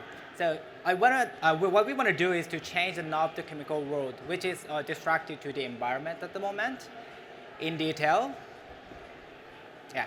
So in terms of the organic synthesis field, you have to use organic solvent. This is like the liquid. Without this, you cannot make reactions and compounds. So the client usually needs to use a lot of organic solvent, but these ones are supposed to be disposed and burned out in the end, which is destructive to the environment, obviously. What we want to do is, what if we can realize little organic solvent-based reactions? Yeah, we can make greener chemical world. That's what we want to do. We actually have 3 value propositions. One is eco-friendly, the one I told you earlier. We can reduce around more than 90% of CO2 and waste according to our actual record. One more feature is new materials. means we can actually do the reaction with insoluble compounds reactions, which is impossible with the conventional method. So we can approach in a new area so that we can make new materials. We actually have other features, high productivity and safety, which are also coming from an actual record with customers as well. Yeah, how we make it, it's called, we use the mechanochemistry. So instead of using like a lot of organic solvent, we use mechanical steering power to make impact like this. And this one will help you to cause the reaction. We have the vast knowledge in this field because Hokkaido University studied over 10 years so that we can make it happen.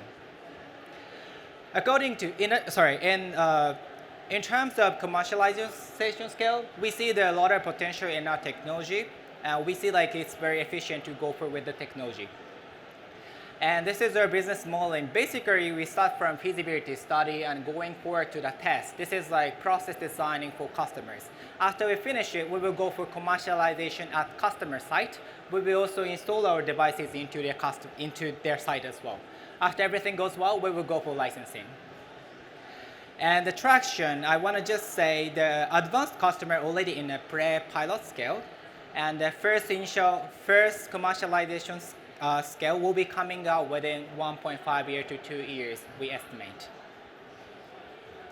This is the business potential. I want to say, yes, this is the number in terms of electronics and the pharmaceutical field if we go for.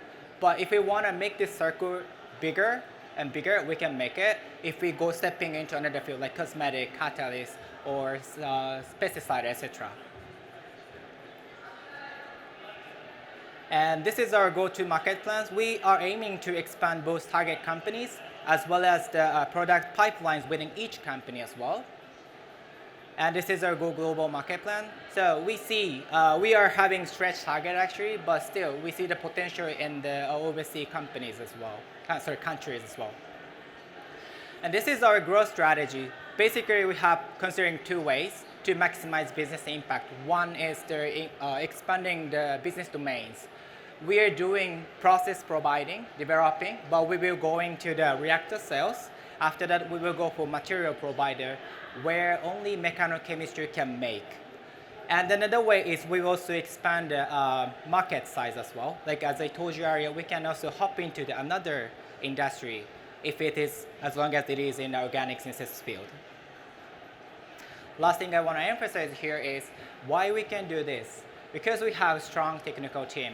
The Professor Hajime Ito and Associate Koji Kubota, they are the one who studied in Hokkaido University over 10 years. So they are known as global leader in mechanochemistry. Our technical members, including our directors, they are all knowledge transferred from them. That's why we are very strong in this term. Well, that's it. Thank you so much for your attention. And let's make a greener chemical world together. Thank you. Hey, thank you very much. Now time for our question and answer session. Any of our judges have questions? Okay, Mr. Ma, if you would. Thank you for the presentation. I have a question that what are the scalability limitations of your current technology when you're transitioning from the gram scale? Oh, yes. Yes. Okay. At the right moment, we are reaching at the kilogram scale. And we are not farther, but we see the potential to going for around 10 kilogram or 20, 30 kilo per batch, which is like around maybe a couple of tons per year. But in 2 years, 2 to 3 years, I think we can go for around 150 ton to 200 ton per year scale as well. So we are aiming actually only for the applied chemicals area and high value small production at the moment. I think we have time for one more quick question, if there are. No. Anything else? Okay, Mr. Kawahara, if you would. Basically, your technology is a process, not the material itself. Am I right? Yes. At this moment, we are only providing the processes with mechanochemistry. But in the end, we are going to be the material provider. But this material is supposed to be the one where only mechanochemistry can make it. How do you evaluate the, for example, the durability or some other, characteristic? Yes. We are actually having the scope of reacting field at the moment. But we are also considering to have the alliance with the other companies who can do those evaluation as well. Like having said that, we can just combine our capability and their capability and put what is called one product evaluation as well. Okay, thank you. All right, thank you very much. That brings to an end our Q&A. Once again, Mr. Koki Nishioka from MECHANOCROSS Company Limited. Thank you very much. Arigatou gozaimashita. Thank you. Okay, next up from the USA, Ms. Natalice Kalea Robinson representing Parallel Health. Let's come to the stage. 皆様拍手でお迎えください。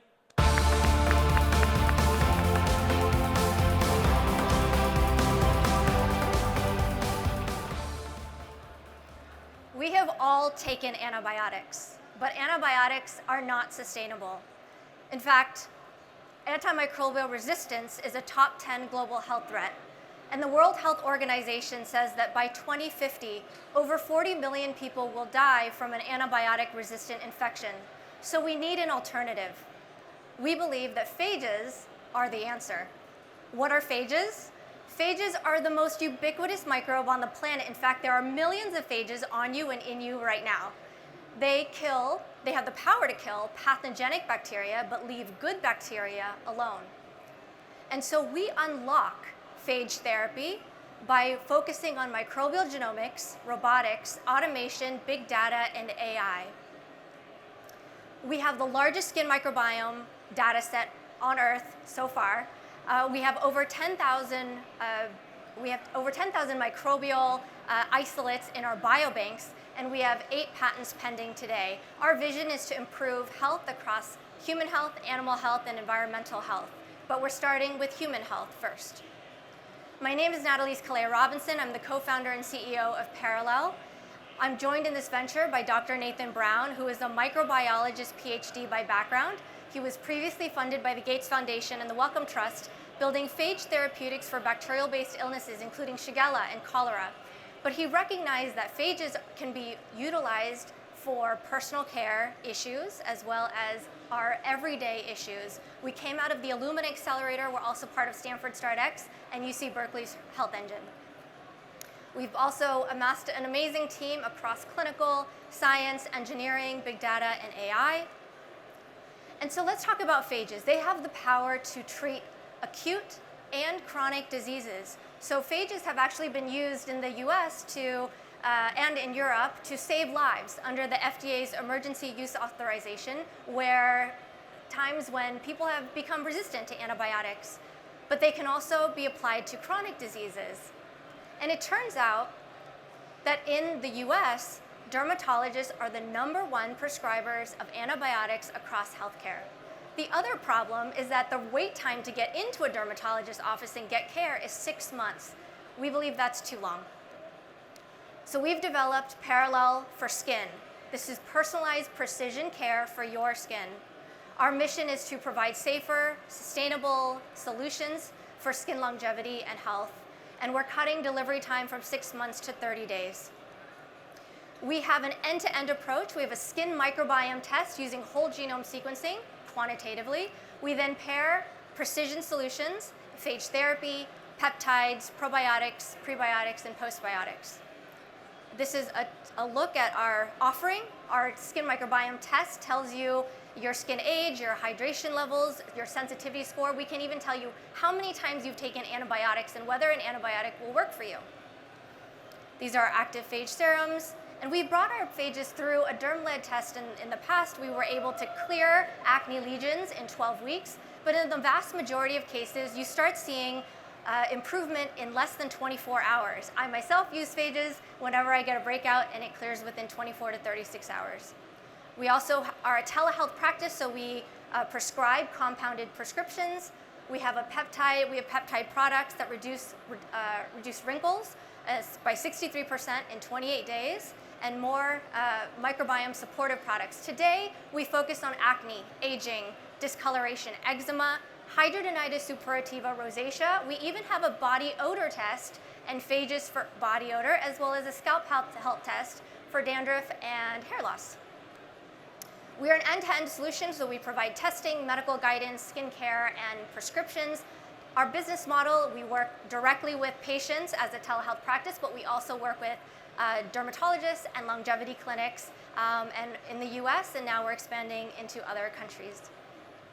Our early metrics have been really positive with a really high LTV, but one thing I'll mention here is that our returning customer rate, our retention rate is over 80% as compared to 20% as an industry average.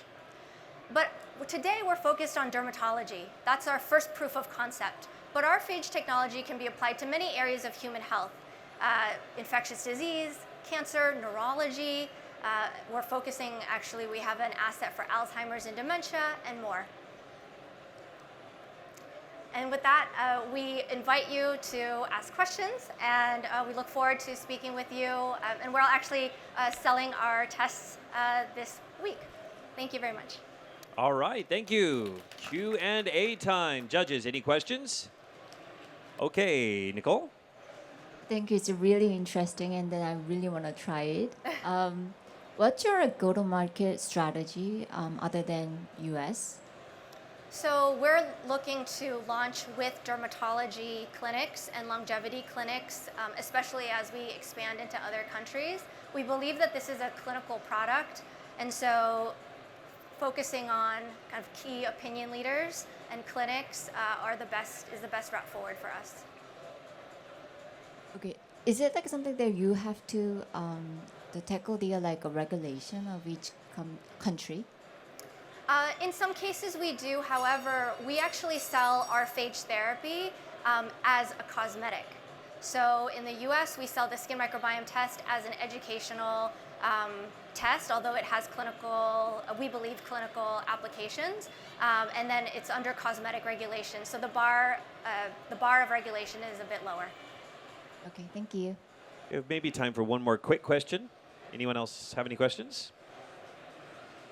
Are you good? Okay. I can't see back there. Oh, okay. Yeah, I think you have mentioned that the technology can be used in extensive different way. Do you consider to use the license model, then you can expand into different field? That's right. So we've been approached by Fortune 500 CPG companies as well as pharmaceutical companies to license some of our assets. So as I mentioned, we have over 10,000 bacterial, viral, and fungal strains. And so some of these assets can be used as targets. Some of them can be novel phages for therapeutic use in diseases where we can develop them through and take them through FDA-regulated therapies. Okay, thank you very much. That's all the time we have for our Q&A. Once again, Parallel Health, Ms. Natalice Kalia Robinson. Thank you very much. Okay, our next presenter, this time from Egypt, Mr. Muaz Hassam from ROLOGY. Let's give him a round of applause. Hakshidoza.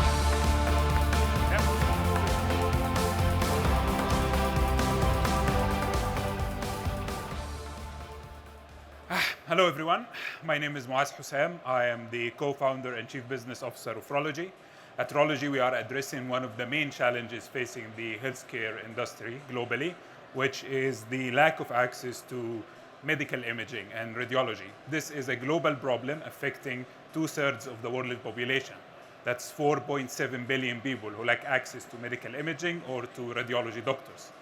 This problem is caused because of the shortage of the number of radiologists. There is not enough radiologists to go around, and this is causing high latency in the diagnostic reporting time and has a very negative effect on the standard of care that patients receive. Our solution to this problem started back in 2018 by developing ROLOGY's platform, a teleradiology platform that can effectively match between radiology scans coming in from the hospitals at one side and radiology doctor on the other side, so that they would be able to view and interpret the radiology images for patients and for hospitals remotely.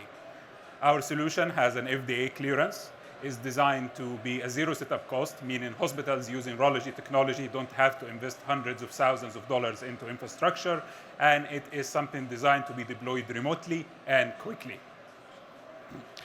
It works very simply, and it allows hospitals through very simple steps to upload the scans they have with the same quality they have in their medical machines, and our AI systems can go on and match with one of our active radiology doctors Finally, once the reporting is done, then we send it back to the hospital, meaning that instead of waiting for days and sometimes in some regions for weeks, patients can receive the reporting within 30 minutes for X-ray and with maximum of 2 hours for more advanced scans like CT and MRI.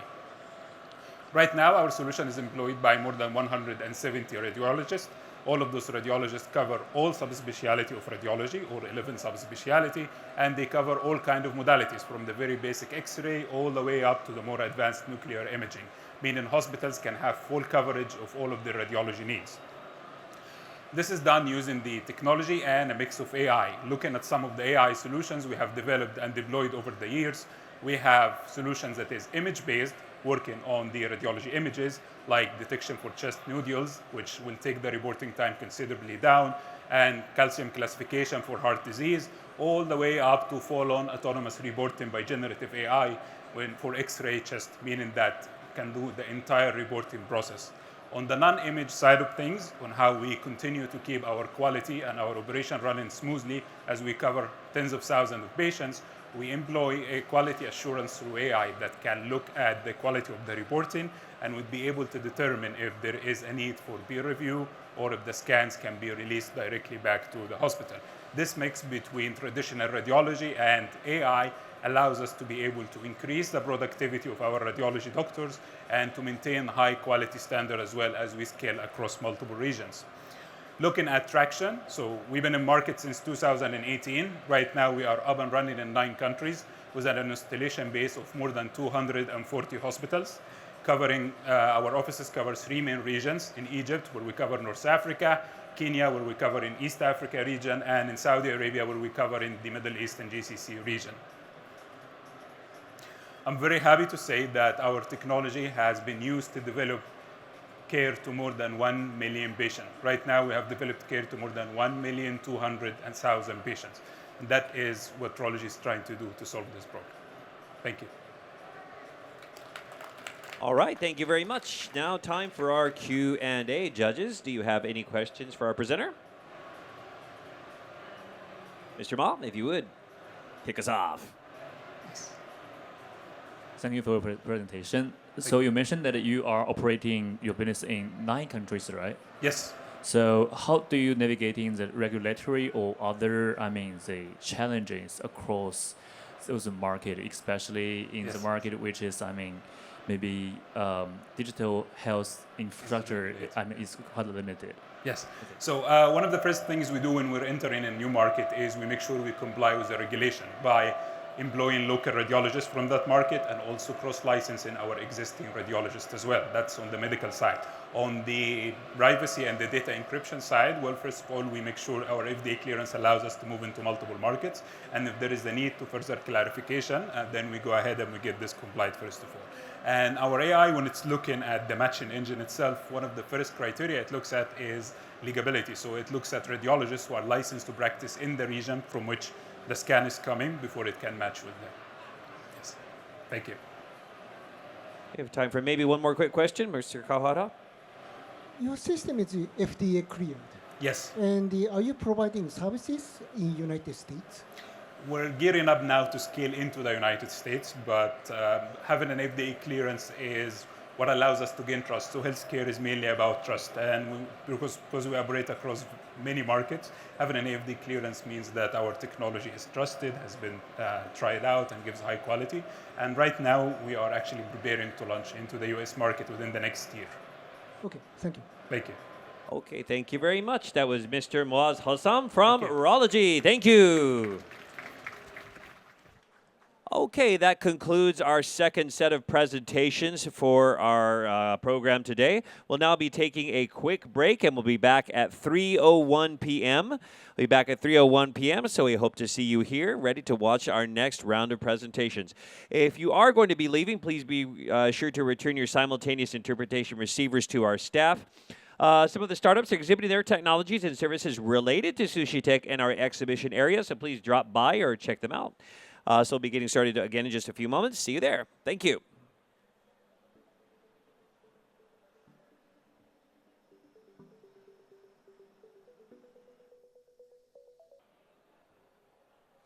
All right, thank you very much for waiting. It's now time to move on to the last stretch of our pitches for today. それでは再開させていただきます。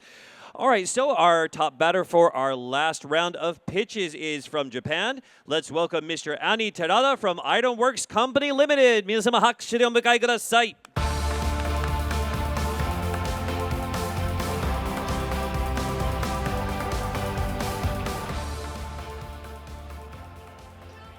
We live in the cities, everything can possible.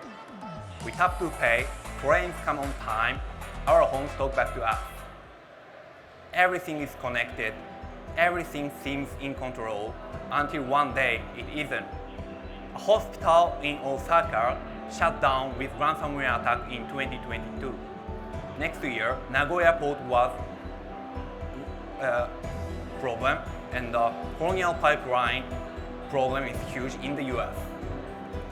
What is the biggest vulnerability? Not the software, not the hardware, it's us. Human vulnerability is the biggest issue of cybersecurity. Still, it's very important. And a company lost 25 million by deepfake for last year. World Economic Forum ranks #1 and #2 as cyber risk in coming years. We saw the future risk. That's why we started AironWorks. I bought a one-way ticket from Tokyo to Tel Aviv to start a company. The team comes from top of cybersecurity, from elite intelligence unit, and leading global tech companies. We are tackling the biggest problems in the world. The heart of AironWorks is agentic AI. Intelligent agents simulate threats, train people, protect attacks in real time. Let's see how it works.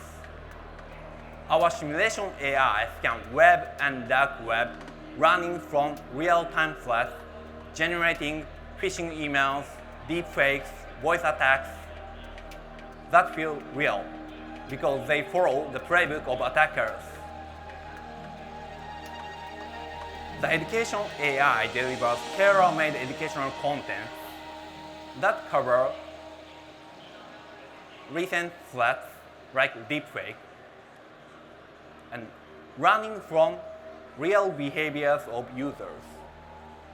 The past results, improving over time. And protection AI scans the suspicious emails. Just with one click, the AI scans the email and showing the risk level with clear insights. In parallel, generating report for the security team. And voice cloning demo is here. Upload the voice file, input the text, then system generates consequences for those who have not done so. I know this is a bit rushed, it sounds but it very is real, crucial for right? securing our environment. Thank you And all. after and this have a nice message,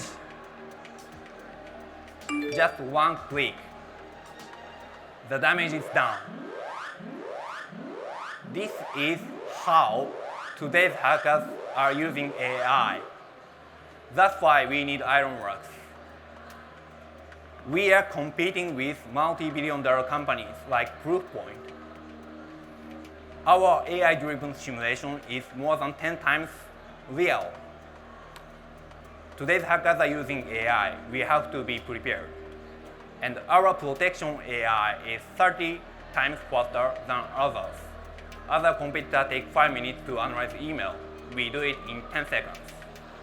And CISO of a bank said AironWorks adapts to today's threats, others are don't.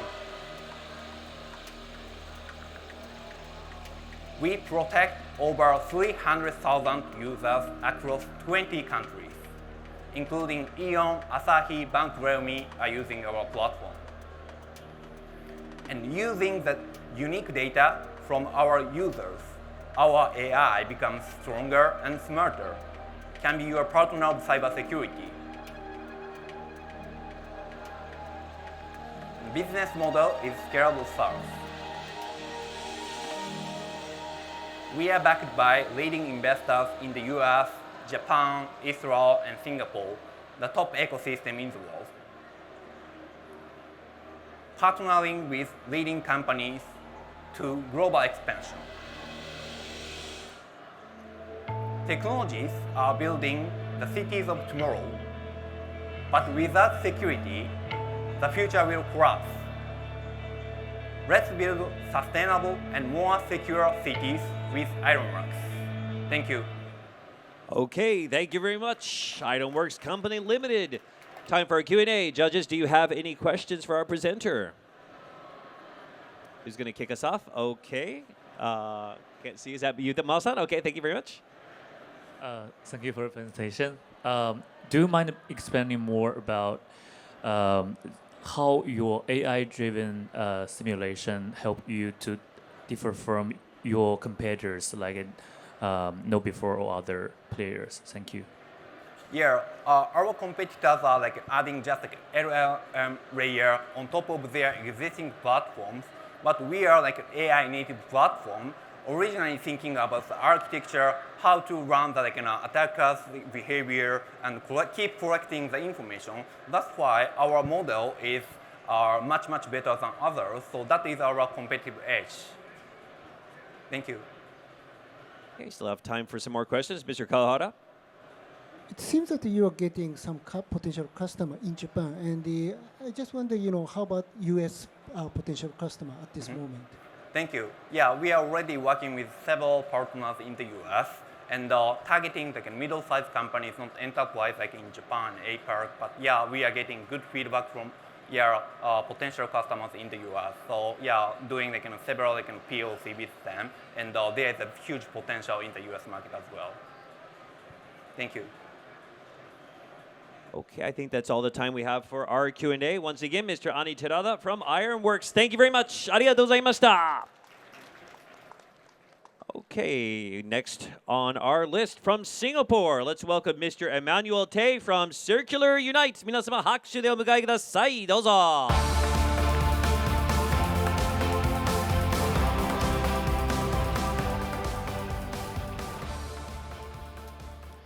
Hi, good afternoon, everyone. My name is Emmanuel from Circular Unite, and we accelerate companies' transition towards profitable sustainability. So picture this. The journey of Circular Unite started in a family of recyclers, generations navigating through the wave of change. And as the next generation, our task is to bridge tradition with innovation. And our mission is to empower businesses with data-driven solutions that transform their waste and recycling activities into profitable and sustainable practices. So having observed waste and recycling since young, I see that it's no longer just about basic disposal of waste. There are more requirements in regulations and compliance. Hence, transparency, traceability, and accuracy in data and reporting. Businesses will also need to properly track their initiative for more effective waste processes. And lastly, with this data and matrices collected, how can they potentially unlock alternative monetization in the form of green loan, green bonds, or sustainable financing from the banks? So to tackle these challenges, let me introduce our core product, Natalie, a data-driven solution that automates the analysis of waste streams to identify recycling and waste reduction opportunities while providing guiding strategies on traceability and monetization. So the core capability that differentiates Natalie from the rest of the other solutions out there is our full AI integration. First, the use of predictive AI to automate insights and to provide predictive analysis. Next, our circular co-pilot. So think of this as your second brain that you can get answers and recommendations from. And these insights and recommendations are derived from our clients' data and our own proprietary knowledge library, providing highly personalized outcomes and results. Finally, let me introduce our digital waste passport, akin to the European digital product passport. This is a traceability system that captures the whole life cycle of all waste and recyclables by assigning a digital identity to track key data and matrices across the entire disposal chain. The result, a real-time dashboard that helps brands, recyclers, and regulators see measure, and act on their waste, turning blind spots into data-driven decisions. We are currently working with PepsiCo to incorporate our digital waste passport into their value chain. And our mission for them is to make every piece of packaging visible, traceable, and circular. So we have helped many clients achieve substantial results with our solution, such as enhanced profitability, productivity, as well as compliance. And one such use case is Marina Bay Sands, Singapore. So this recent social media post by Marina Bay Sands and the Singapore Tourism Board exactly highlights the efficiency of our solution in tackling the waste problems that MBS has. So we have helped them reduce their waste footprint, and they are our continuous customer as well. And we are growing in the hospitality space as well. So our current business model is a SaaS model with various value-adding services such as waste profiling and data assurance. And we have the pipeline to unlock future revenue growth in our waste-to-resource marketplace. So there's this saying, a man's trash is another man's treasure. But that's only if they know each other. So think of this marketplace as the Tinder for waste and recycling. So we match waste generator with potential off-takers using our AI-driven algorithms. So we have achieved more than 700K in revenue. And as we scale in Singapore, Malaysia, Thailand, and Japan, we are poised to achieve a 10 million ARR by the end of 2027. So with our innovative take on waste management and recycling, we have had many notable clients locally in Singapore, such as Marina Bay Sands, and other international brands such as Central Patana in Thailand and Sunway Group in Malaysia. Our core team consists of members with deep expertise in waste management, big data, and software development. So the question is, why Circular Unite? Because we have proven impact and market validation, the ability to expand and scale market, and at the same time, a strong and passionate team with 3 generations of knowledge. Thank you. Okay, thank you very much. Now for our Q&A, do we have any questions from our judges? Okay, Ms. Wang? Thank you. Do you have any focused industry? Our focus industry is in hospitality, retail, as well as manufacturing. So we have case studies such as Marina Bay Sands, market leader in the hospitality space, as well as manufacturers such as PepsiCo, as well as retailers such as Central Patana and Sunway Group in Malaysia and Thailand. Okay, any other questions? Okay, Ms. Kato? Thank you for the presentation. The business model seems to be a bit complicated and complicated to me. So I'd like to make sure you are providing services as a SaaS model. Yes. But you match the buyer of the West on the seller of the West on the app, right? And do you charge anything to the buyer or the sellers? And how that the revenue model works? Oh, that's a very good question. So currently, most of the revenue that's generated that you see earlier is based on subscription model. And then waste to resource marketplace is something that we will launch this year. Okay, and it's in beta testing now in Singapore. And we will be charging a transactional fee from the matches that we actually successfully match in the platform itself. Thank you. Okay, I think we have time for maybe one more quick question if we have any. Okay, Mr. Kawahara?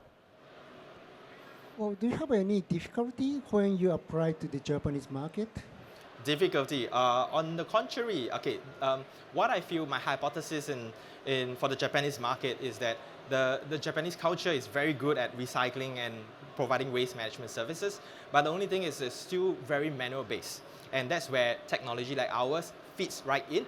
At the same time, we'll be able to help organizations scale their initiative in waste and recycling through our digital platform. All right. Thank you. That's all the time we have for our Q&A. Once again, Mr. Manuel Tay, Circular Unite. Thank you very much. Arigatou gozaimashita. Okay, now for our next presenter, let's bring to the stage from Japan, Mr. Koki Somiya from Hutzper Incorporated. Here we go.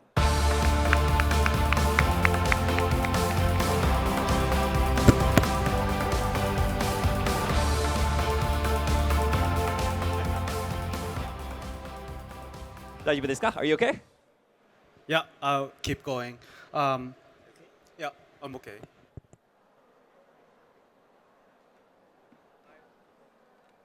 So give you a couple of seconds. It's okay. Sorry We stopped the time. So, okay. If you're ready to go? Sorry about that. My name is Koki Someya from Japan, from Hutzper. This is our company's name, and we are providing a visual inspection AI mainly to the manufacturing plants. And as we know, a lot of manufacturing factories are mainly really suffer from the labor shortage because their factories are mainly located in the countryside, and it's really difficult to recruit new employees. And manual human inspection is still key bottleneck because we should detect the really tiny or skinny damages.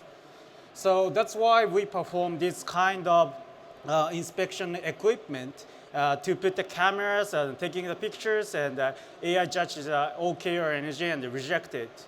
But here's the point. We're combining the hardware and software.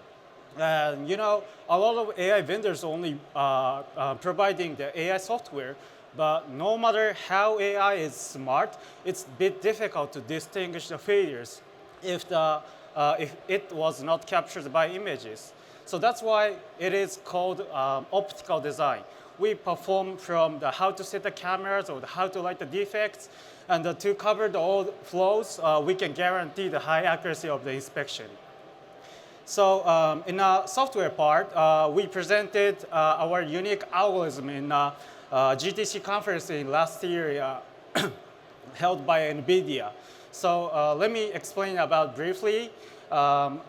A lot of algorithm is specialized in solving the problem that has broad task, like people is wearing the masks or people is walking, something like that. But our algorithm is specialized in global tasks, such as spotting some areas or where's the black points. So the reason why we are choosing is, firstly, we have the best accuracy because we have the unique algorithm only for inspection. And previously, I mentioned that we have end-to-end solution. So finally, we have the AI patent for AI relearning functions for in our inspection platform. So let me talk about the differences between the imaging processing sensors that we have 30 years ago or something. So if we want to detect the shape defects, people should put this kind of box references, and something exceeded to the lines, it would ruled as not good. But for example, like a bread, we have a lot of shapes. But on the other hand, deep learning, it is sometimes suitable because deep learning captures these kind of characteristics by studying the past images. So in our installment, I believe over 50% installment is food manufacturing.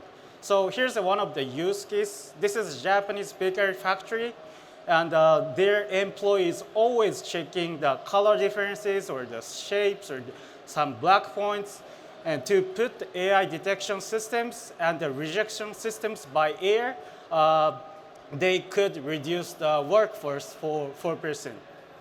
But except food manufacturing, we have also achievement in other areas. So since our establishment, I mean 2020, we have already done the achievement in over 200 customers, including Germany and Chile. So our sales growth, every year is a 200% growth annually. So think about the global market. I believe it's gonna be $500 billion US. And except the inspection work, we have another solution like the allocation systems by using the AI or the local RAG systems with our unique extraction technology and the tailor-made AI software services. But particularly in image recognition, we also done the project by using our core technology like the human activities or some checking the safe activities in the construction areas. So so far we have over 75 full-time employees, and if you are interested in our products, please let me know. So through this presentation, I want to make the connection with the partners or the manufacturing companies or investors. But at the same time, I want to get the feedback because one of our product was born by a customer's voice. Yeah, thank you for listening. Okay, thank you very much. Now for our Q&A once again, who wants to kick us off? Okay, Nicole, if you would, please. All right, thank you for your presentation. Could you elaborate your business model on hardware and then software side? Oh, thank you. That's a great question. In the inspection solution, we're combining the single invoice and the one subscription models. Like the cameras or the lights, they buy at once. But the software part is a subscription model, so customers can cancel it at any time. Okay, and also so there are a lot of like famous the client pipelines. What's your prioritizing market and then industry that you're focusing on? This is definitely manufacturing, but to be honest, some other ground company consult about the image recognition. So we don't choose any customers, but the priority is the manufacturing companies. Understood. Thank you. We have maybe time for one more quick question, if there are any. Okay, Ms. Wang? It's very interesting. I think AI can be used in different fields. I just wonder, is there any special story or reason your CEO started to focusing on manufacturing side? Can I ask one? Is there any special reason your CEO started the business focusing manufacturing process? Because we established our company 5 years ago, but at this time, only the big company recruit the AI software. So that's only ends with as a POC. So that's why we want to install the manufacturing companies that where they don't they suffer from the human resource. Okay, that's all for our Q&A. Thank you once again to Mr. Koki Somiya from Hutzper Incorporated. 皆様拍手どうぞ. Thank you. Okay, moving right along. Next from Singapore, let's welcome Mr. David Castaneda, representing Inspekly. どうぞ.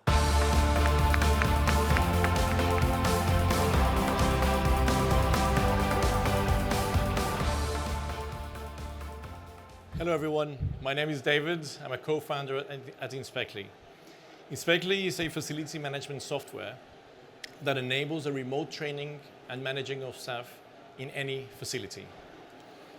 I would like to show you Inspekly with the results provided by 3 different clients in 3 different continents.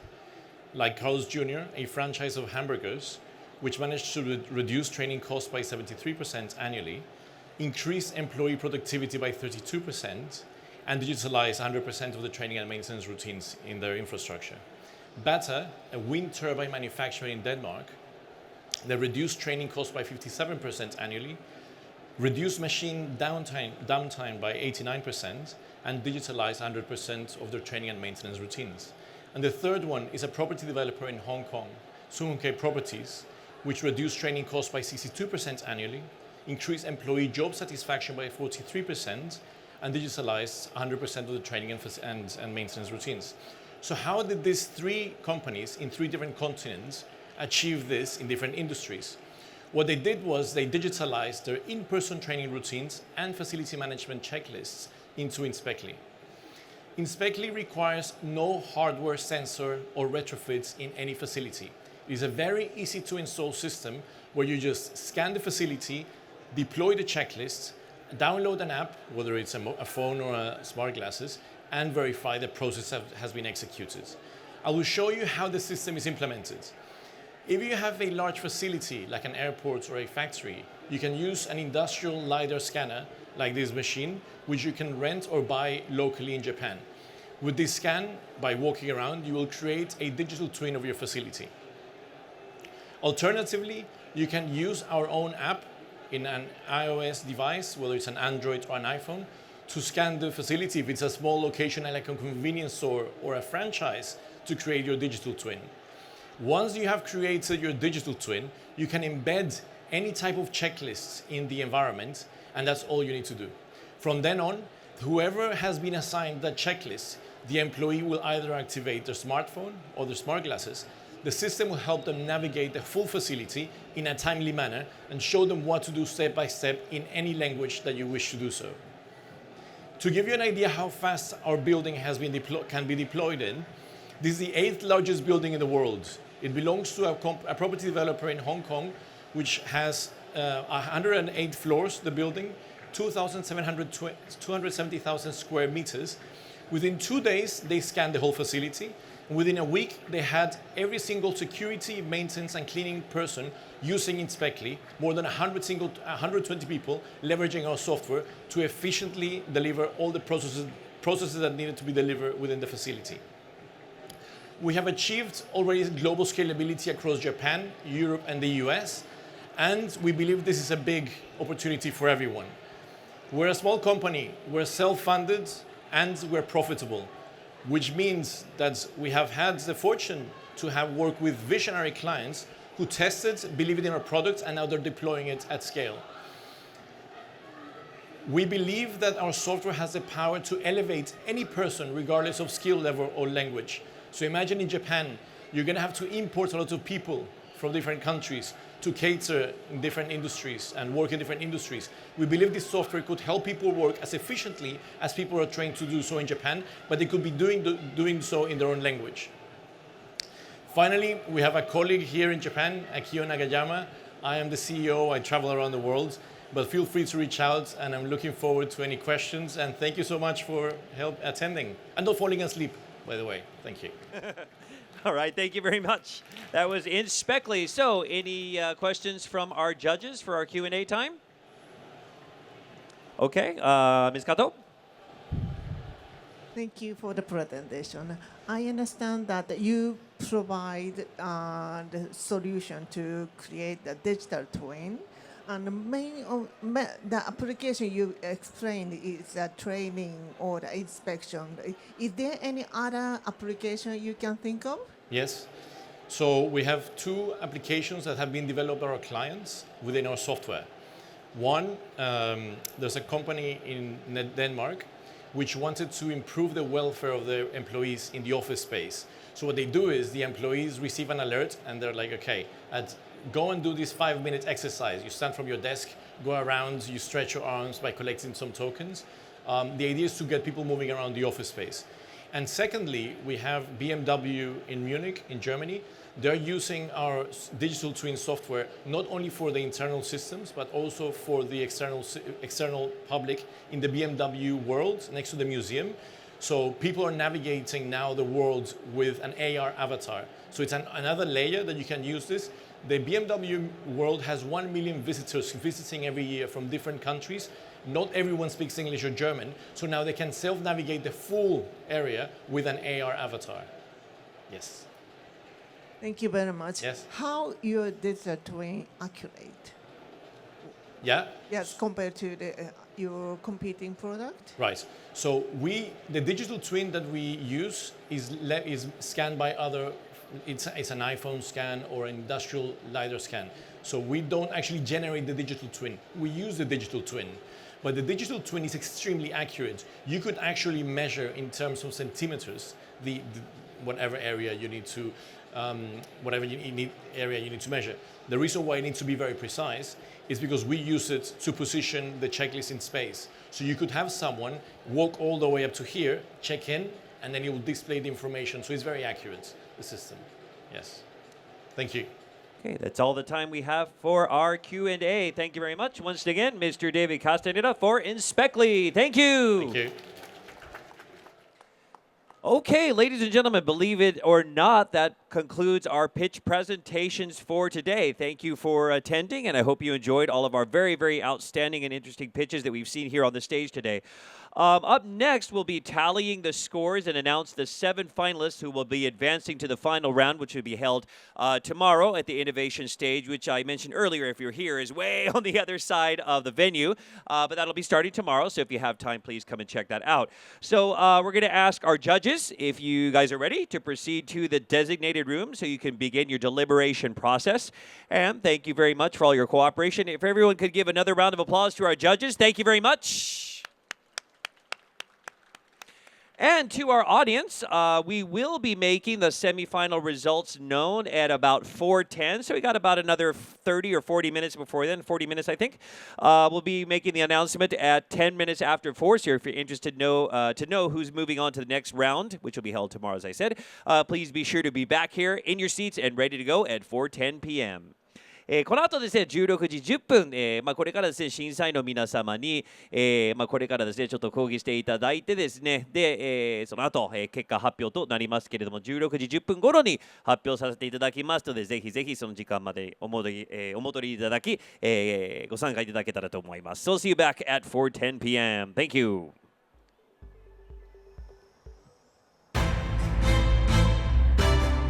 Okay, everyone, we are back, and it's almost time to make the announcement of our finalists who will be moving on to the last and final round tomorrow at the innovation stage. Once again, my name is Justin Patterson, your MC for today. Once again, thank you very much for being here in person and for all of you watching online and taking time to be with us here at SUSHI Tech Tokyo 2025. So as you know, here on stage, we've been hosting the SUSHI Tech Challenge semifinals, which is, as you know, if you've been watching, a pitch contest where startups compete to address the global challenge of building sustainable cities through advanced technology. So you got sustainable, high, city tech, which gives us the word SUSHI Tech. So now, after evaluating all of the presentations, it's time for the much-awaited announcement. So the teams advancing to the final round tomorrow will be securing their chance to compete for the grand prize of 10 million Japanese yen awarded to the team that wins the SUSHI Tech Challenge final tomorrow. So once again, before I make the announcement, I'd like to introduce a total of all of our startup companies from 9 different countries and areas around the world. So if you please check out the monitor on the sides of the stage, we've got 3D Architech Incorporated, Arbon, Catalab, Emulsion Flow Technologies, Ryp Labs, SECAI MARCHE, Senara, Tsubame BHB, Asia Pathogenomics, AVAtronics, General Prognostics Incorporated, MECHANOCROSS Company Limited, Parallel Health, ROLOGY, AironWorks Company Limited, Circular Unite, Hutzper Incorporated, and Inspekly. All with really, really wonderful, very, very interesting presentations here on stage. So now we have reached that most awaited moment for today. We'll be announcing the qualifiers for tomorrow's finals, who will become, of course, the finalists, who will be presenting once again on the innovation stage, which I've mentioned before is on the other side of the venue. This will be taking place tomorrow. So I would ask that if your startup is announced, please come to the stage when your name is announced. So, ladies and gentlemen, which 7 companies will be going to the final round? We will find out now. The companies that go to the SUSHI Tech Challenge final round are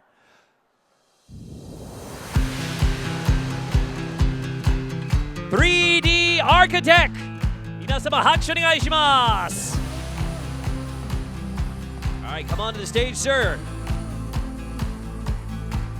続いては Emulsion Flow Technologies.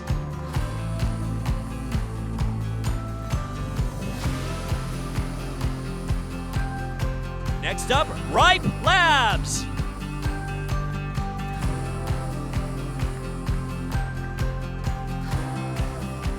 SECAI MARCHE.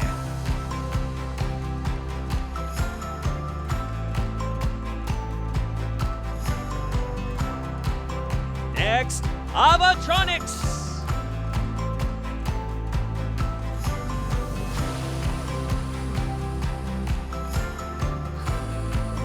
Okay, we've got 2 more startups left.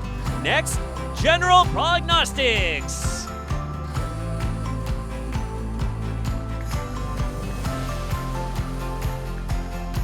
And our last, but of course not least, finalist, Inspekly.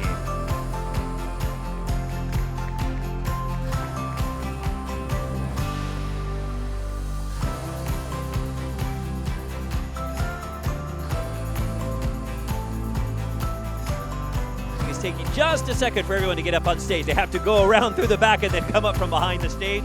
Okay, ladies and gentlemen, another round for all of our finalists. 改めて拍手どうぞ. These are our 7 final startups who will be battling in the finals tomorrow. Very well deserved. So I think we are going to take some pictures now. Am I correct? All right. ちょっとここで写真撮影を行わせていただきます. Okay でしょうか? So we're going to get a few commemorative photos.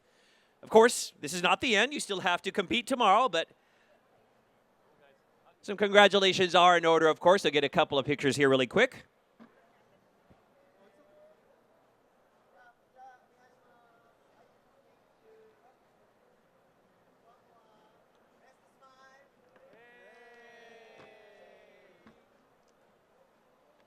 All right, thank you very much. So if we can now, we'd like to get a few words from our startups who are going to be going into the final round. So we're just going to start in order. So first up, 3D Architect. Yeah, just a quick comment. I'm so honored to be selected here, and thank you so much for the judge. I look forward to tomorrow's finalist pitch. All right, thank you very much. Next up, Emulsion Flow Technologies. Thank you very much. I'm very honored, and the team is very honored too. And this is very motivated for the team. Thank you very much. All right, Ryp Labs.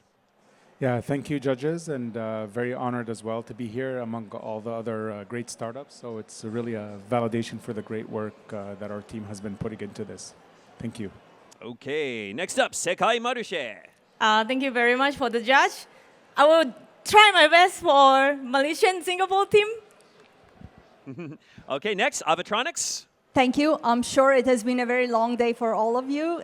It's quite unexpected. We appreciate the opportunity to be able to present. Okay, General Prognostics. Thank you to the judges. Congratulations to the other startups. I was so inspired to see all of you, and it's such an honor to be here. I will fight on your behalf, and I'll do my best. Thank you so much. All right, thank you. And last but not least, the gentleman in the pink jacket, Inspekly. Yeah, so thank you, everyone. And yeah, as you said, you know, it's a privilege. Some of you guys, what you're building, some of what you guys are building is extraordinary. I am honestly very, very lucky to be standing here. You win some, you lose some, but I cannot wait to also get to know all of you, the startups, judges. Thank you so much. Great people. I cannot wait to tell the team they're going to be very excited. These are team efforts. So yeah, thank you very much, and looking forward to meeting more of you guys in the future. All right, thank you very much. 改めて大きな拍手お願いします. Thank you very much. So for our finalists, would you please remain on stage for just a few more moments, if you would?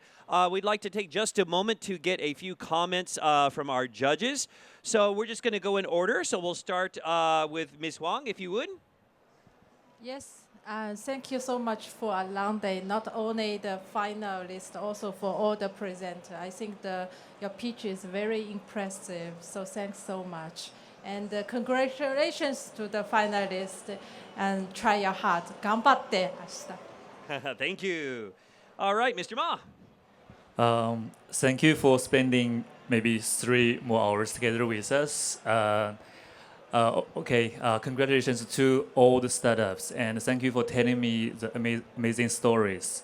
So I hope the SushiTech Tokyo can help you to open a door to not only the local market, but also to the overseas market. Thank you.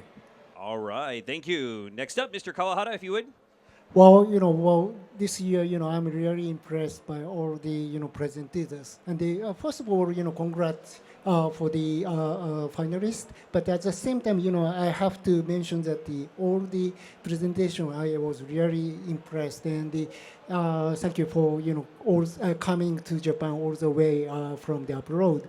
And last one, comment is, I'm, investing in the deep tech and the biotech, and I really wanted to hear more, from each of the startups. Actually, 70% of all the startups, I want to hear more in detail. Just today was 5 minutes. 5 minutes is nothing, so I really wanted to hear more. So if you have time, please contact me directly. That's my request. Thank you. Thank you. All right, moving along. Ms. Kato.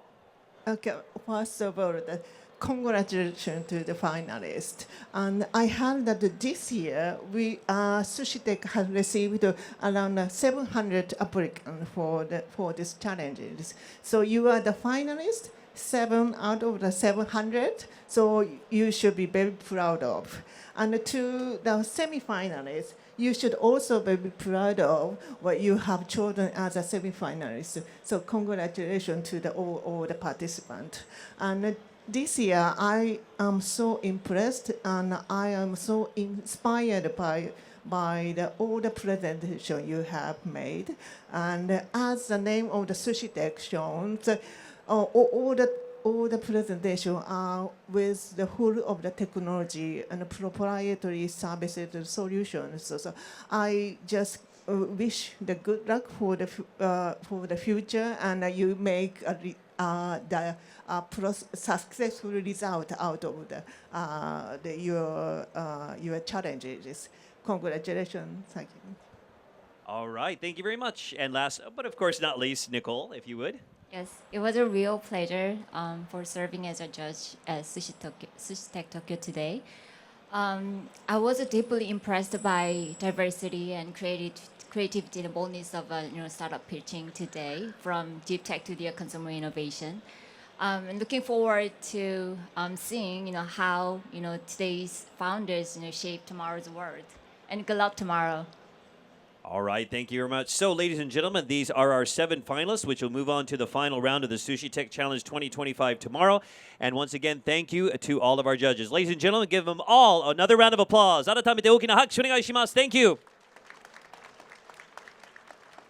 Okay, so to all of our finalists, if you would please exit the stage. Thank you very much. Okay, so everyone, that marks the end of the Sushi Tech Challenge semi-final round for today. As I mentioned, the finals will be going on tomorrow. As I said, on the other side of the venue, so hopefully we'll see you in that other corner, that far corner over there tomorrow morning. Thank you very, very much for taking time out of your schedule to be with us here and participating both online and in person. The Sushi Tech Challenge 2025 final round, as I said, innovation stage tomorrow starting at 2 p.m. We will have some other panels and stuff like that beforehand, so if you have a few moments, please come and check that out. But please be there for the 2 p.m. start of the final round. In addition, all semifinalists who pitched today are exhibiting in the exhibition area. So if you'd like to talk to them directly, have any questions, whatever the case might be, please visit them in the exhibition area at their booths. Today from 5 p.m., there will be a talk session here on the stage titled India's New Era Innovators Arrive in Japan. Uncovering the truth behind the elephant driving the global south. Right here on this stage. If you have some time, please check that out as well. If you're going to be leaving us, please be sure to return the interpretation receivers to the staff when you leave the area. And we hope to see you for this session after this. なおこちらの会場ですけれども、この後、次のセッションの、準備などが、あるため、この後一時的にクローズとさせていただきます。お手荷物などはですね、ご自身お持ちいただいてご移動をお願い申し上げます。この後ですね、17時からまたこちらのステージで、新たな、セッションが始まりますので、ぜひぜひ戻ってきていただいてご覧いただければと思います。So everyone, please continue to enjoy your time here at Sushi Tech Tokyo 2025. See you in just a little bit. And tomorrow. Thank you. ありがとうございました. Thank you very much.